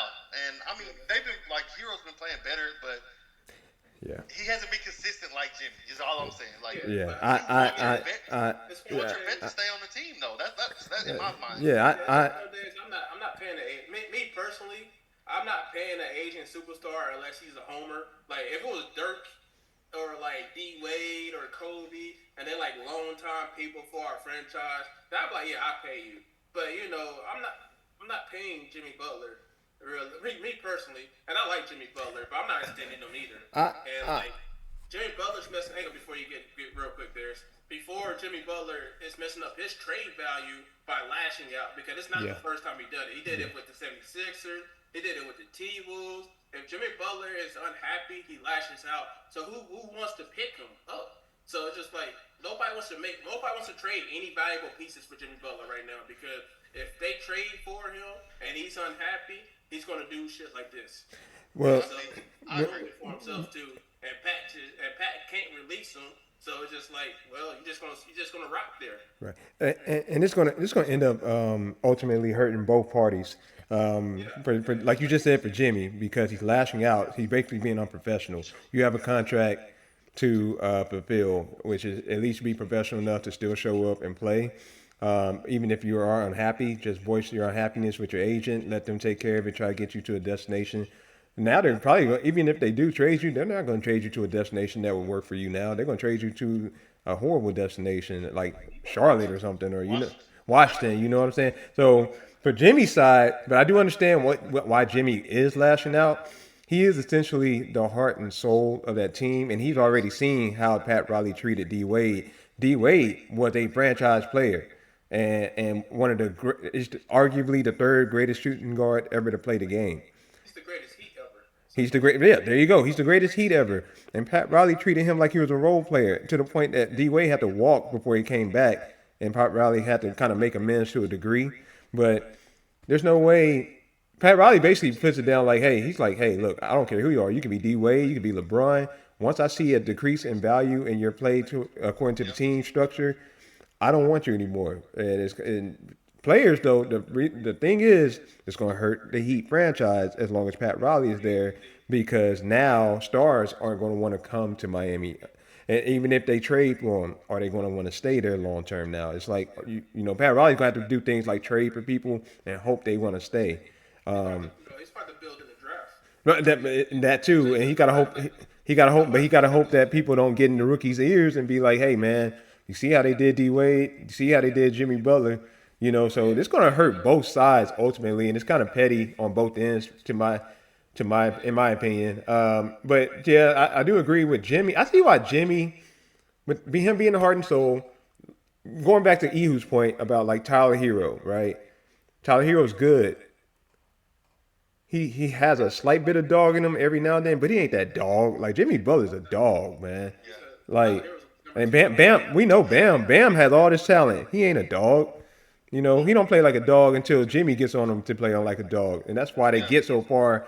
Like, I do think he's a leader personally because he showed his leadership with Chicago.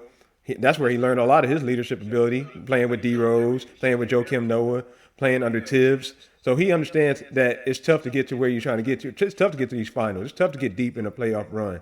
So he went to Miami. He tried to carry that. I mean, Miami. He went to Minnesota. He tried to teach Cat how to play with Hart. It took Cat a while, but look at him now.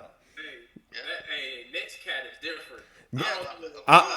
Bro, I'm trying to. The Bud in New York must be different because Bro. right now it's playing on a different level. Bro. The Bud in New York and Minnesota must be like heaven and earth. I'm trying to tell you, Cat is Dominican. All his family is in New York. So I told you this already. Is that what it is? That's what it gotta be, man. You know, there's a lot of Dominicans over there. So, and I don't know what JoJo's talking about, but we gonna ignore JoJo. But back to Jimmy Butler. He's a dog, and he knows he's a dog. And I think he was more so upset, like, hey, I took this underwhelming team to a finals twice, and you never once tried to get me actual big help. You know, you got me a hurt Kevin Love, or pretty much a washed Kevin Love. You gave me a washed Kyle Lowry. I had to play with a washed Goran Dragic. So it's like, who did I took these guys to a finals, bro. And you telling me you can't at least pay me one more time and let me, like you said, ride off into the sunset? That's all he asking for. And Jimmy is the type that if he got paid, he's still gonna try to get you to a finals. He ain't gonna just stop playing. But now he is. That's what I'm saying. Like, But as you said with the D-Wade situation, this is literally Pat Riley MO. Yeah. So like for him, Jimmy be like, if D-Wade couldn't go get the ride off the sunset money, what makes you think Jimmy Butler's about to go get the I hear you. And that's why I brought that up. Oh, go ahead. You just bang your head into a brick wall that's pointless. Just ask to be traded, play your minutes, and then just move on, bro. But like you're like trying to get even, and you're not going to get even with a franchise. No. You're just a solo player. Right. It makes you look worse than the actual franchise because people are going to be like, I'm not liking this energy. Yeah. Like, Jimmy Butler's a good player, but he ain't that great of a player. Like, he ain't KD. Like he got here pulling up like Giannis. If Giannis was doing this, people would be like, I'll take that chance. Right. Nobody's trying to take that chance with Jimmy Butler. Yeah. Like he's not in a position like Steph. Like Steph, even with his low numbers now, it's not low. It's low for his standard. He can do that because he's Steph Curry. You know what I'm saying? So yeah, Jimmy had to realize he's not in that tier of the LBJs. He's not a KD. He's not a Steph. So you're a tier 2. You're like basically Paul George. So Paul George cannot lash out. You're not all time. You're not a generational player. Right. You're a great player. You're a Hall of Fame player. Yeah, you might make the Hall of Fame, but you're not like the first. Well, you're like a Vince Carter. Exactly. Yeah, that's what you are. Like people remember Vince Carter because he had great moments, but it's not like we're gonna be like, oh man, Vince Carter is like a top 25, 35 player ever. Vince Carter's like lucky to make it a top 75 player. Bro. Yeah, especially when you look at his credentials, which I went over with we went over this before with his credentials when we compared him and T-Mac, but I showed my cousin that his credentials today. Because one quick thing, I compared Vince Carter, since you brought him up a little bit, I compared Vince Carter to DeMar DeRozan and said they're the same player. And my cousin like, what? And then we looked at the credentials, very similar. Vince Carter, greatest accomplishment is winning the dunk contest. Exactly. Because I was trying to say, DeMar DeRozan don't get a lot of credit, but he went to more conference championships than people know. Like, he went there. He's been far. So it's not like he's a scrub as the number one guys. He just can't ever get that ring and get to a final. So, but that was a little quick thing. My bad. Yeah, that's what I said. Because Vince Carter is literally only going to be remembered because he's one of the greatest in-game dunkers ever. Yeah. Like, what he's going to be remembered for, and that's why he made the Hall of Fame, was because of his image, not because of his accolades. So it's just like, but when you compare like top 75 players, and you have to bring like history in the ball, because none of us watch Bob Pettit play. Right. But you know what he does because he's history. So you have to bring accolades into when you bring these players together and try to like put people in respectable spots in your opinion. You can't just be like, oh, I seen Vince Carter, he's better than Bob Pettit, because the game is different. Like the players now are way better than the players in the 90s and 80s. Like you get a lot more skilled two-way players now than in the 90s and 80s. You just had to be good one-dimensional players at some point. I agree. So, y'all got anything else on the Jimmy Butler situation? Hey, chat. Y'all got put whatever y'all opinions are. Both of them need to stop being petty. Jimmy needs to relax. So if he can get traded, if he wants to get traded, if he wants to get traded to a specific team, then that's a different issue because you gotta think they gotta want to get value back because like who are he gonna get back? They might get if they go to the Suns, they might get Bill back. But right now, Bill looking like a way better player than Jimmy Butler because Bill is okay with taking back seats to people. Yeah, I think that like taking back seats is gonna be like an issue. What Troy was saying earlier about how he's just hurting his trade value, and he's he's not going to win against Pat is a owner like or a businessman. He's trying to do what's best for the organization, looking forward in the future. So I feel like you said, both sides are right. I don't feel like Jimmy should be doing this. He shouldn't be acting like this. And Pat Riley should be a better businessman because it's gonna hurt their free agencies. Who's going to go to Miami after this? Nobody. It's gonna be that's what I'm saying. 5 to 10 years before Miami get like a key free agent signing. Yeah, probably because nobody wants to go on to come to Miami unless they just break the bag on somebody. That's the only way. And you know how players are today. Players will do that and play that 1 or 2 years and demand a trade. So there's no guarantee he can retain a player the whole contract or what. You know what I mean? So I think he kind of screwed up. It starts all the way with D Wade though. You just cannot screw your best franchise player of all time like that and think that it's going to work. D Wade should have retired. Miami Heat. I mean. D Wade his whole career should end with Miami. Unless he really, really wanted to go to Chicago. Yeah. Don't play with LeBron again. Yeah. He asked in the chat, he said, out of everybody on the Heat, who would you want on your team? Just Hero. Actually, I like Robinson. I like Robinson. I'm taking Bam. That's just... It's hard to find a good pick and roll big man. Yeah. He might be lacking in what Bam lack offensively, he makes up defensively. To me, if I can have a big man that can guard multiple positions, I can build around that a lot more than having a scoring guard that can't really do anything. Because to me, in my head, being a Dallas Mavericks fan, we've gone to the finals a lot when we've established big men. Even though Eric Dampier wasn't our best big man, we took him to the finals and lost because we played a better big man, Shaq. So I just think, to me, having a big that, like Troy said, that can defend and make up for his, he's not a walking bucket, but he gets his own, gets rebounds, he protects the rim. See, and he's athletic to guard. So, but the bigs that win lately are typically more impactful than Bam. No, I mean, Porzingis didn't win. More impactful than Bam. Nah, Porzingis is not more impactful than Bam. Okay, so let's go again. Let's go to the two teams he played then, right? He played against AD. Who was more impactful?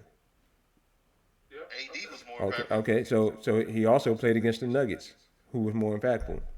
Yeah, but that's not even fair because you're literally comparing Bam to the best player in the NBA. Exactly. So was AD the best? Was AD the best? Was AD the best? I was just comparing big men that out of the past finals, the big men haven't really been impactful in that game. When Dallas played the Celtics, Porzingis and Lively or Gap, they weren't the most impactful players. It was Luka. Fresh leg AD is a top 10 player in the NBA. But I'm saying, Bam has a top 10, top 15 talent, does he not? That's like a top 20. So Gap is not a top 20 talent to me. No, Gap. And I like Gap. Lively is not a top 20 talent to me, and I like Lively.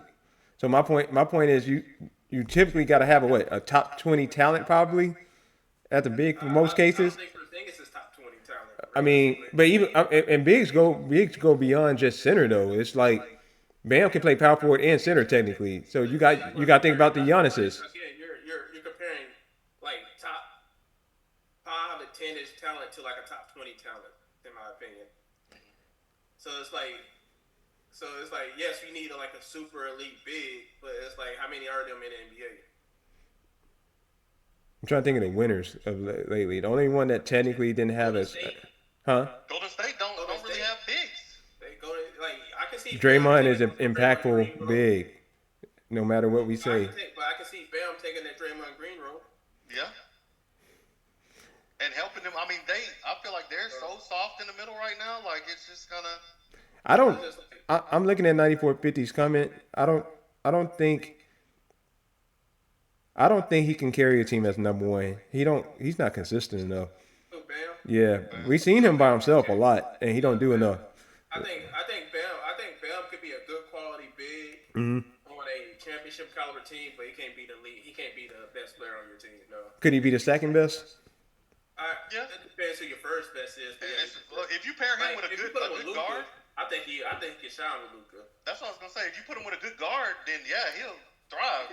Because in kid defensive scheme where they switch everything, he likes to switch everything, Bam would be perfect in his defensive scheme because then you can switch everything. Fair enough. I do like his defense. Like I said, I agree with y'all on that, but we've seen him in the finals before, so it's not like we don't have tape on him in the finals. Yeah. So like if you put him with an all-time great player, I think Bam can shine as a second option. Yeah. If you put him with just a great player in that generation, then you might need another option on top of that. Fair enough.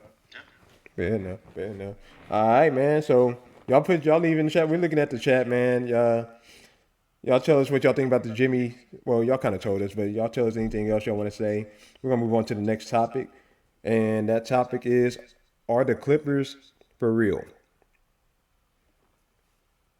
Which one y'all want to start with that? I'm just gonna say no.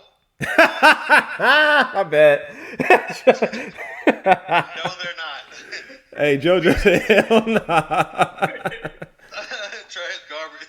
He said I will start. No, they not, because we've seen the Clippers do this, play very well, and then either not make the playoffs or somebody gets hurt and they don't do nothing, or they get to the playoffs and don't do nothing. I'm looking at James Harden because he's leading the team right now because everybody else is either hurt or no. Don't insult Norman Powell like that. He leads the team. That is true. He balling. Norman Powell balling. PG who?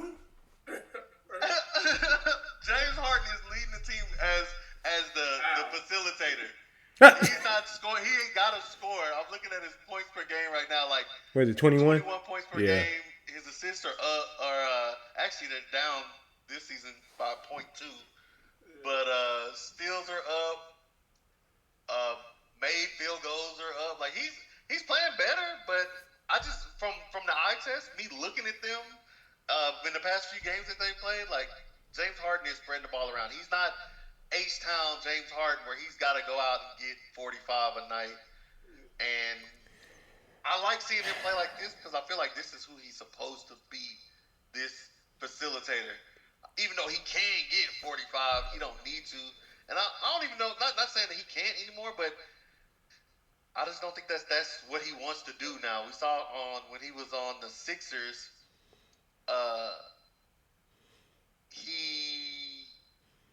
it just kind of wasn't meshing well. And then Embiid was hurt a lot, and Harden has had his injury, so it's like I just don't think that. I think it's working here in on the Clippers, but I just don't know. Like I'm waiting to see Kawhi and him and everybody play, but I don't think you're gonna keep waiting, man. You're gonna keep waiting, man. Go ahead, Troy. They're not for real. Yeah, I know they're not. If Norman Powell's leading your team in scoring And don't get me wrong, Norman Powell is a good role player. If Norman Powell is going to lead you to the promised land, bro, you're not for real. This man is 31. He's 31 years old, so he's been in the league for a while, and this is his best year ever. And this is the dude that's going to lead you to the promised land. Then you're not for real, bro. Let's just stop. The only reason why they in the 6th seed is because Luka is hurt. Because if Luka wasn't hurt, there would be no spot for them in the 6th seed. If we was healthy, we would have been in that 6. We would have been in that top 6 seed. So they would have been moving right down, and then we wouldn't be really bad. If we were healthy, we'd be top 3. Huh? If we were healthy, we'd be top 3. But I'm just saying, they would be out the top 6. They would be in the play-in. I got But who they beat? They beat the Suns. The Suns have an issue. The Bucks have an issue. Washington, and we just smoked Washington. Yeah. Then they lost to the Celtics because they can't beat good teams. Nope. They lost to the Bulls. Who lose to the Bulls these days? They beat the Lakers, and the Lakers are just the Bucks in the Western Conference. They're just the Bucks of the West. They beat Portland, and let's be for real, Portland is still rebuilding. They beat Brooklyn. Okay. Miami. Yeah, we just talking about how Miami issues going on. Dysfunctional. Yeah. It's dysfunctional as hell. You know, and then they lost to Denver. I'm just going to all the games they played. They lost to Denver, which was an actual championship contending team. They lost to the Wolves, and the Wolves is not even that great. Ant-Man is great, but the Wolves ain't that great. So it's just like, all right, are they for real? No. Until they beat actually good quality teams, no. And and Norman Powell we trust, I guess. Yeah, I kind of agree with y'all. Y'all both know I am unfortunately somehow a fan of James Harden game. Y'all know how I am, but he's not a winner. He's not a winner. And on top of that, wait a minute. Yes, I know, man. You're not a fan of James Harden game, but you hate Luka's. They both get on my nerves. That's why. That's why I compare Luka to James Harden. I do like Luka. There's things that frustrate me because I've seen it before. Because I saw James Harden first because I was in Houston when James Harden was in his prime. So I know you are. No, Joy, it's not for you. I know you know this shit. I'm explaining to the chat. Damn. So, you know what I mean. So Luka's all-time talent. But anyway, back to the Clippers. Kawhi's not reliable, and you can't get mad at Kawhi because he finessed the GM because they're stupid and paid him. So, they knew his knees were done, and he knew his knees were done. And that's what Jimmy Butler won. Jimmy Butler won what Kawhi got. But Kawhi won. Right, Kawhi won. You win, Jimmy, you can finesse like Kawhi, but you can't do that. Only person that ain't won that's finessing like that is Ben Simmons. And he about to be out the league.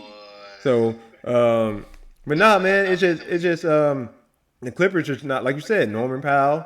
If that's your leading scorer, basically, and I like Norman Powell. He is a good player, but he's not meant to be a franchise player, especially at this point in his career. So it's like if you're relying on him, you're a first-round exit, or you're lucky to make the playoffs. So who else is on there? They're not going to be in the play-in. Right. I don't believe it either. I think they're going to fall off. As soon as Luka comes back, we're going to string some nice good wins, and they want to push the Clippers down like it's supposed to be, and then, they can get smoked in the play-in.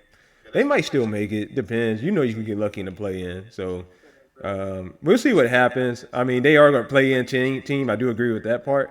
And Luka's coming back soon, so we already know, like you said, the Mavericks going to get back on track. And Clay, if they keep running plays for Clay, as a matter of fact, before we get to the last topic, man, let's have a little Mavs talk, man. What y'all think about that game, man? Troy, hey, my boy Troy was at the game. You know what I'm saying? What you think, Troy? Live in color. It was fun, bro. I liked it. Like I said, from when we talk about how we looked in December, I like the way our offense is looking now because everybody is putting the ball on the ground and looking like they can score. Yeah. Like it's not like, oh, I got the ball, maybe I gotta shoot it because I got the ball from my best player. Now they like, I got the ball, I can go make a play. I put the ball on the ground and try to make a play. Your favorite player, THJ? Yeah, I know. Yeah. But that's how a lot of teams are. Like they have star players. They dribble the ball out. They attack the basket, and then they pass, and they like, oh, I gotta shoot this because the best player passes. But with us, it's like, they get the ball from Kyrie. Or at the time, they get the ball from Luka, and they feel like Luka and Kyrie is trusting them to go make a play and Right. go get a bucket. Right. And so I like the way our offense is looking right now. I do think we need to attack the basket a little bit more sometimes, but it's the feel of the game. It's hard to be like weigh in how many times you need to attack the basket per game towards how many times you need to shoot the three ball. So, but I just like the fact that I always feel like when you're an NBA player, you on the court, you shouldn't just be there just try to just catch and shoot. You have to be more. You can't just be a catch and shooter, especially in this era of basketball. You need to be able to do more. That's why OKC is so great. That's why Cleveland is so great right now. That's why Denver has been so great. Even though Denver lacked anything, but because they have so much trust, get so much trust from Joker to go make a play, they're able to just have that confidence, and that's why I like the Celtics are so great. Like they have players that's they know can put the ball on the ground and go make a play, and that's what you got to do. You pay these players to make plays, and you gotta let them go make plays. You can't depend on your superstar to do everything. Yep. I think that's going to change as far as getting to the paint. That's going to change if we can ever get Najee Marshall back. That'd be very nice. The knife is the guy that he cuts through everything for us. On top of playing good defense and the top 5 floater in the game. Just want to put that out there. That's fair. Yeah, you can't say the best. No, I'm gonna go say the best. You can argue it, but it's hard to say the best. Who's the best? Who got? Hey, hold on, Troy. My bad. I'm gonna let you answer. Hey, chat. Who has the best floater in the NBA right now? Troy, who do you think? I think it's between Trey or LaMelo, but Ihu. I mean, that's always been Trey's signature. Like I feel like he's still cold with it. I mean, LaMelo. When I watch LaMelo do his floater, it seems like he's playing 21. Yeah. And he cold. I'm not saying he's not good, but Trey Young is known for his floater. So I think I'm gonna give it to Trey. Trey. All right. Top Grizzly says Job. God has a good floater. He does. I actually think I would say Trey is the best, but I actually think the actual best is Steph Curry. You can argue this year. Not this year. Not this year. Okay, that's fair. You can argue, but I just for me, when I see like somebody like Steph offense is built off his 3-point shooting and his floater, while Trey Young offense is literally dictating on how good his floater is because it opens up everything else for him. Right. Like the passing lanes for him. Right. So that's why I give it to Trey. And Luka has an underrated floater too. My bad.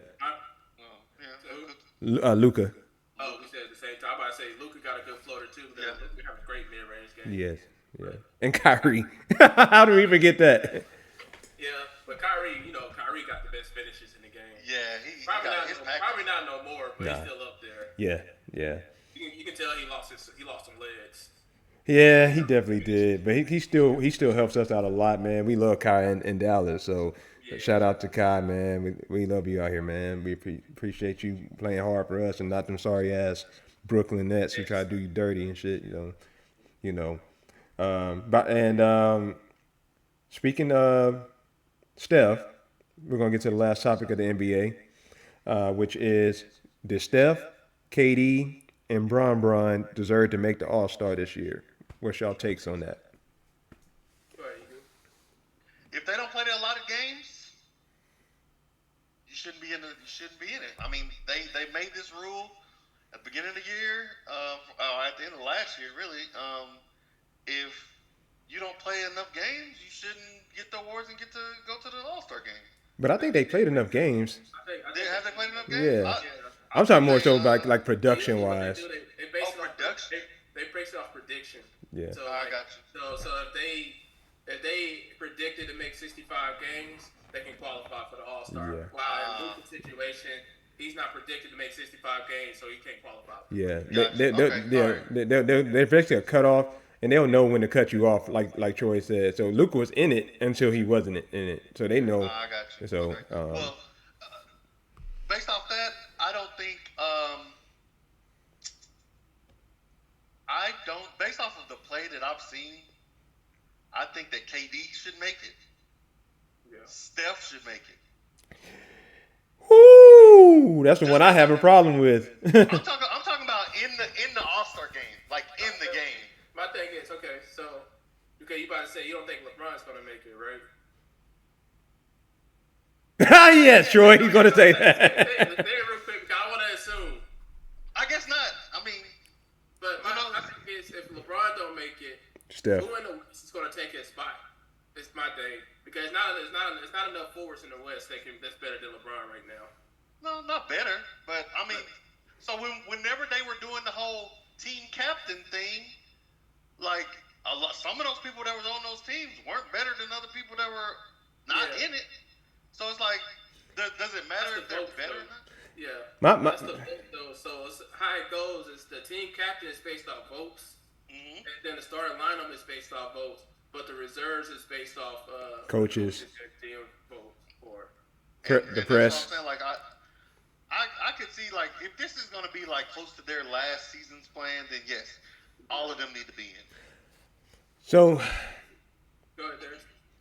I wanted to, because Ihu said that, I wanted to say this. My counter is basically, I think LeBron actually deserves it this year, based on his numbers and he's the number one guy on his team, and his team is the 4th seed, I believe, in the West. So they're either the 4th or the 5th seed. They might have dropped off, but yeah, they're in the 5th now. So based on that, having a 40-year-old carry a team to a 5th seed in the West, and with his numbers, because I'm pretty sure he's still averaging over 20. He deserves to be an all-star in my opinion. But Steph, unfortunately, I love Steph to death. Yeah, he's the one that should not make it. I refuse. I don't give a damn if he averaged 27. I'm not putting Norman Powell over Steph. No. You're not putting who? I'm not putting Norman Powell over Steph. I don't care if he averaged 30. He's not getting over Steph. So using that logic, like if we see, and I see LeBron's numbers, and they're playing right now, and they're losing, but I just don't like the fact that LeBron hater. I'm not a LeBron hater. The thing is, like, I understand what you're saying. Like for me, I think the only one that should have made a starter was KD. Yeah. Yes. Steph and LeBron. Steph was an argument because realistically, you could have a real argument. Norman Powell deserves it over Steph. Because of the numbers, I'm not doing that. So if realistically, Norman Powell has better numbers than Steph. So we're not going to go here and there. It wouldn't be Norman Powell though. I would put like Ant-Man over him or something, man. Well, exactly. But I'm just talking about making the All-Star game in general. Yeah. Period. Because we're not talking about All-Star. The question was All-Star starters. It was if they deserve to be an All-Star. Right. Yeah. And so like LeBron. When you think about the West, there's no other forward playing better than LeBron in the West. If you look at the front court for the forwards, for the West, you have Joker, you have Vic, you have AD, and then you have that might be it. Shay's a guard. My bad. I was responding to 9450. My bad, Troy. Shay's a guard, so he wouldn't qualify. You have KD. Yeah. Those are the four people that's playing better than LeBron. If you look at any other center or forward, there is none. So LeBron has to make it because there is no better center or forward better than LeBron playing in the West right now. If it was the East, that's a different question. Right. Then he probably wouldn't have made it. Right. But since he's in the West, the way they set it up, he should make it. But when it comes to guards, and you talk about Steph number right now, there's a lot of people playing better than Steph right now. Yes. You got Shea, you got Ant-Man. You got D Fox is playing better. So you got Fox, you got Kyrie. Luka don't count because he don't make it. You have Norman Powell playing better than Steph. Like that's 5 people right there that's playing better than Steph. So Steph's technically the 6th person off the list. Yes. So Steph probably shouldn't make it, but I'm not putting Norman Powell over Steph. So I understand. Like I understand as a voter. If I have to choose between Norman Powell averaging 30 or Steph Curry, I'm choosing Steph Curry. So. Exactly. And that's what I'm saying. Like, in the game, I would rather see Steph and Dame or Steph and whoever having a 3-point shootout in the game. Like, and I'm not knocking LeBron's game, but it's boring. I don't want to see him leak out for. Who you putting over him though? That's my question. Who are he gonna have to come off the bench then, because I'm gonna put KD and who else was on the list you just said? The four that was playing better than LeBron.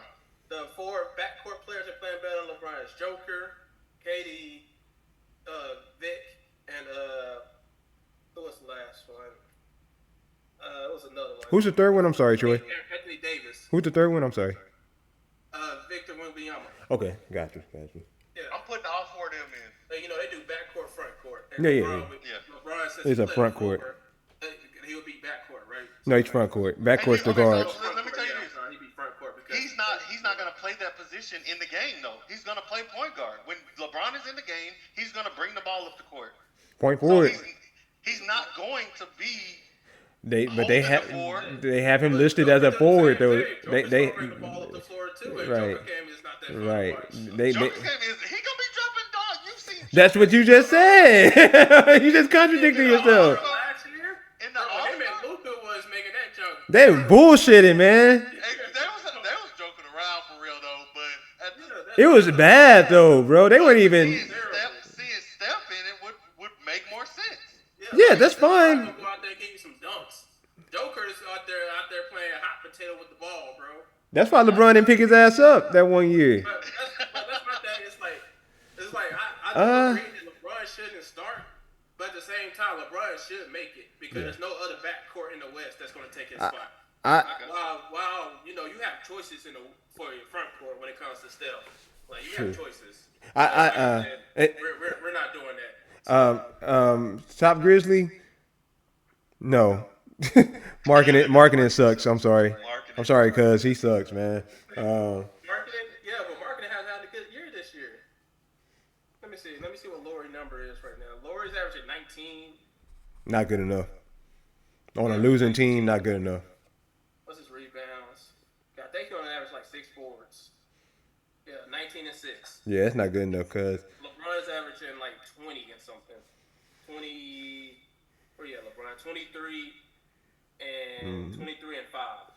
LeBron, so yeah. LeBron is averaging more points. So and then the playoffs picture, while Utah is, another year being, top 10 pick. So, Right. Yeah.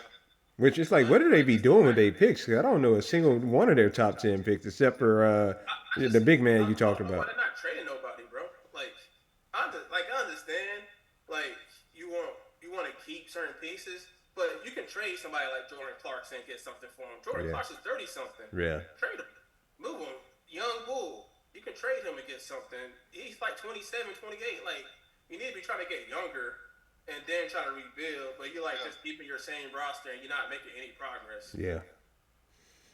They need to definitely give Jordan Clarkson a chance to go play with a playoff team because he deserves that. Would be a great pickup for any championship contending team because that's an instant bucket coming in. It's Jamal Crawford. Bench, like he's okay coming off the bench too. So it's like He would fit. He would fit San Antonio. Yeah, he would fit a lot of teams, bro. He'll fit San Antonio. He'll fit Detroit. I'm just naming off playoffs. Mm-hmm. Yeah. He'll fit Detroit. He'll fit Cleveland. He'll come and give Cleveland some extra bucket. Can help the He'll Hawks. fit New York. He'll fit Milwaukee. The Pacers. He'll fit a lot of teams. Yeah. Miami. Yeah. Like, only team he wouldn't fit is OKC because OKC don't need nothing, or the Celtics. They don't really need nothing Right. anymore. Right. So, Him in Denver would be nasty though. yeah, Denver. Yep. Memphis. He'll be good at Memphis. Yeah, that's true. That's They true. won't have to play Ja so much. They can manage Ja minutes until the playoffs and keep him fresh. Yeah. yeah. Well, I mean, like I said, for me, like I do agree, KD. I agree with both of y'all about KD. I don't agree about Bron, and I don't agree about Steph. But that's just me personally. Starting? Yeah, just. I mean, I understand Steph going to start because that's technically the fans voting, and that's the majority of it. So Steph being as popular, and the only reason why I say he kind of deserves it because he did kind of just get the country a gold medal with his play. Right. So Well, if you don't think LeBron should make it, who you replacing LeBron with in the All-Star game? no, I think LeBron should make it. I was just disagreeing with Ehud about that. So that you got to ask Ehud that one. Oh, because you said I disagree with y'all. My bad. I disagree with Ihu about LeBron, and I disagree about Steph because I guess we, him the only one that said something. Huh? Let just, I guess the point that I'm making is one of the reasons why, and it's not gonna sound right. Y'all gonna say I'm hating, but y'all saw the other day when he got the triple double and then was like, "Get me out the game." He playing for the stat pad. It's not really like he playing for the love of the game. And we've seen like, I want to see somebody who's gonna act like KD come just give everybody buckets. Yeah, like for the All-Star game, I'm trying to put Jalen Green in that thing. I'm trying to see him. He's a backcourt. He is backcourt. I know. What about Şengün? What about Şengün? Şengün? Now Chet, what's Chet's? He been out the whole year. That's what I said. He been out for the whole thing, so he ain't in there. That's right. What about Sabonis or Şengün to you, Ihu? What about them? Şengün, but he's not flashy. Like for the All-Star game, I'm trying to see people dunk on people, cross people over, hit threes. Like it's supposed to be a flashy game, and I'm not saying like let's just sit around and jack. I want it to be competitive and exciting. It's not gonna be competitive, but you might get. I know it's not. That's why I'm spoiled with the days of. I think it changed after Kobe locked down LeBron, and everybody was like, "This ain't the same level of competition." This is how I know you hate LeBron right here, man. Because the real reason why they stopped playing physical is because D-Wade broke Kobe's nose. Yeah. And Kobe didn't care about that. You right, but it's not matter. Kobe don't care. It's about everybody else. Yeah. I'm not trying to go in the playoffs with a broken nose or hurt. So why even have it then if You right. I agree. Yeah, you right. They soft. They definitely soft. I don't want to see LeBron bring the ball up and then pass the ball to the corner, or LeBron outlet and then he do the same dunk that he does every time. Like the All-Star game. If you watch the All-Star game, the person who has the ball the most is Steph Curry. I'm about to say, bro. They literally feed Steph and let him jack from half court like 8 times. But he makes it though. Did y'all see when him and you acting like LeBron has the ball all the time. LeBron, he has it a lot. But I'm saying like he out there catching oops. He out there feeding Steph. He out there throwing oops. They ain't be having the ball a lot too. I would rather see Steph have the ball and shoot it and make it. I'd rather see them compete. I don't care who had the ball. This crap here, watching them just shooting, half-court threes unguarded is not fun. I know who is going to compete in that All-Star. It's going to be LaMelo Ball. Nah, it's going to be Victor. Victor too, but I think LaMelo. The last All-Star LaMelo was in, he was playing for real. He was trying to get sneaky steals and all types of stuff. Like I think Victor going to be out there swatting people. Exactly. They're going to be trying to dunk on him. I want to see stuff like that. I ain't trying to see. He already came out talking about they don't train hard enough in the U.S. or in the NBA, so it's like they're man, he ain't gonna do nothing but adapt to the U.S. style, man. He ain't gonna go out there playing hard. They cannot call the NBA soft in the beginning of the year and come out as All-Star not playing hard. That's what he's gonna do. That's what his agents are gonna take. His agent gonna be like, Victor, you gotta take it, take it easy, man. But nah, Vic's a beast though, bro. Yeah, he is. So man, that's all the topics for today. Anything else before we end the stream? Well, Eagle wanted to talk about hardcore leveling. Solo leveling? Oh no. We can talk about that. Do we have any anime fans in here? Yeah, solo leveling is definitely where it's at right now. It's got me hype. Yeah, bro. You know me, I'm all about the action in the animes. I'm not here like it's cool to have a backstory and all that. Yeah. But if we're not throwing good hands, I ain't with it. Yeah, solo leveling find some of the best action you're gonna ever see, bro. Exactly. Good hands. I mean, Kaiju number 8 had good action. Yeah. Jujutsu Kaisen had good action. Like I'm trying to see people throw hands. Like I'm not here to learn about your mama that passed away and that's why you're a villain. I'm trying to see people give good hands. And the best part about Solo Leveling, like animes that have like those like long pauses. They don't have any long pauses in that, but he like it's straight just into it. Good hands. Oh, real. Straight into it. Then he gets like a small break, then right back into it. Yeah. Yeah, it's live. Like, and every episode, something crunk happens, and that's what I'm looking for when I watch anime. So, Gotcha. yeah, Solo Leveling. Give it a look. It's out now. It's coming out now. Like every Saturday it comes out now. So, Gotcha. It's second good, season. bro. I'm gonna let it stack. I'm gonna let it stack. Yeah, Let so the you second can binge season. it. Yeah, I wish Yeah. I could. I'll be getting spoilers, and I'll just be trying to watch. But yeah, we'll talk about anime another time. That's I fine. think That's it's gonna fine. be 5 seasons because 5 seasons. Okay. I don't want to say it might be 5 or 4 because depending on where they end the arc, it might be like 5 or 4 seasons. Okay. But then they have a second one that came out with a manga now. They have a Soul Leveling 2 pretty much with its son. So Nice. All right. Yeah, for sure. All right, man. Hey, well, we appreciate y'all stopping by, chilling with the boys, the old young heads, young old heads, vice versa. You know how it go. So we're gonna probably come back next week, next Tuesday, do the same thing, try to do a live one, and y'all let us know what y'all think about it. We're gonna also try to put the video. Check out our YouTube, young old heads, on YouTube with a Z. And check out our streams, man. And like I said, we'll come back with some new topics. We'll be ready to talk about the Super Bowl, and we're gonna go from there. But homies, what y'all got to close out, man? Nothing, man. I appreciate all the support, all the love, everybody that came out and hung out with us, and give us a like, follow, subscribe, tell all your friends, your mama, baby mama's mama about the stream. Anything else, Troy? nah, what Eagle said. All right, Eagle, you already know what to do, man. All right,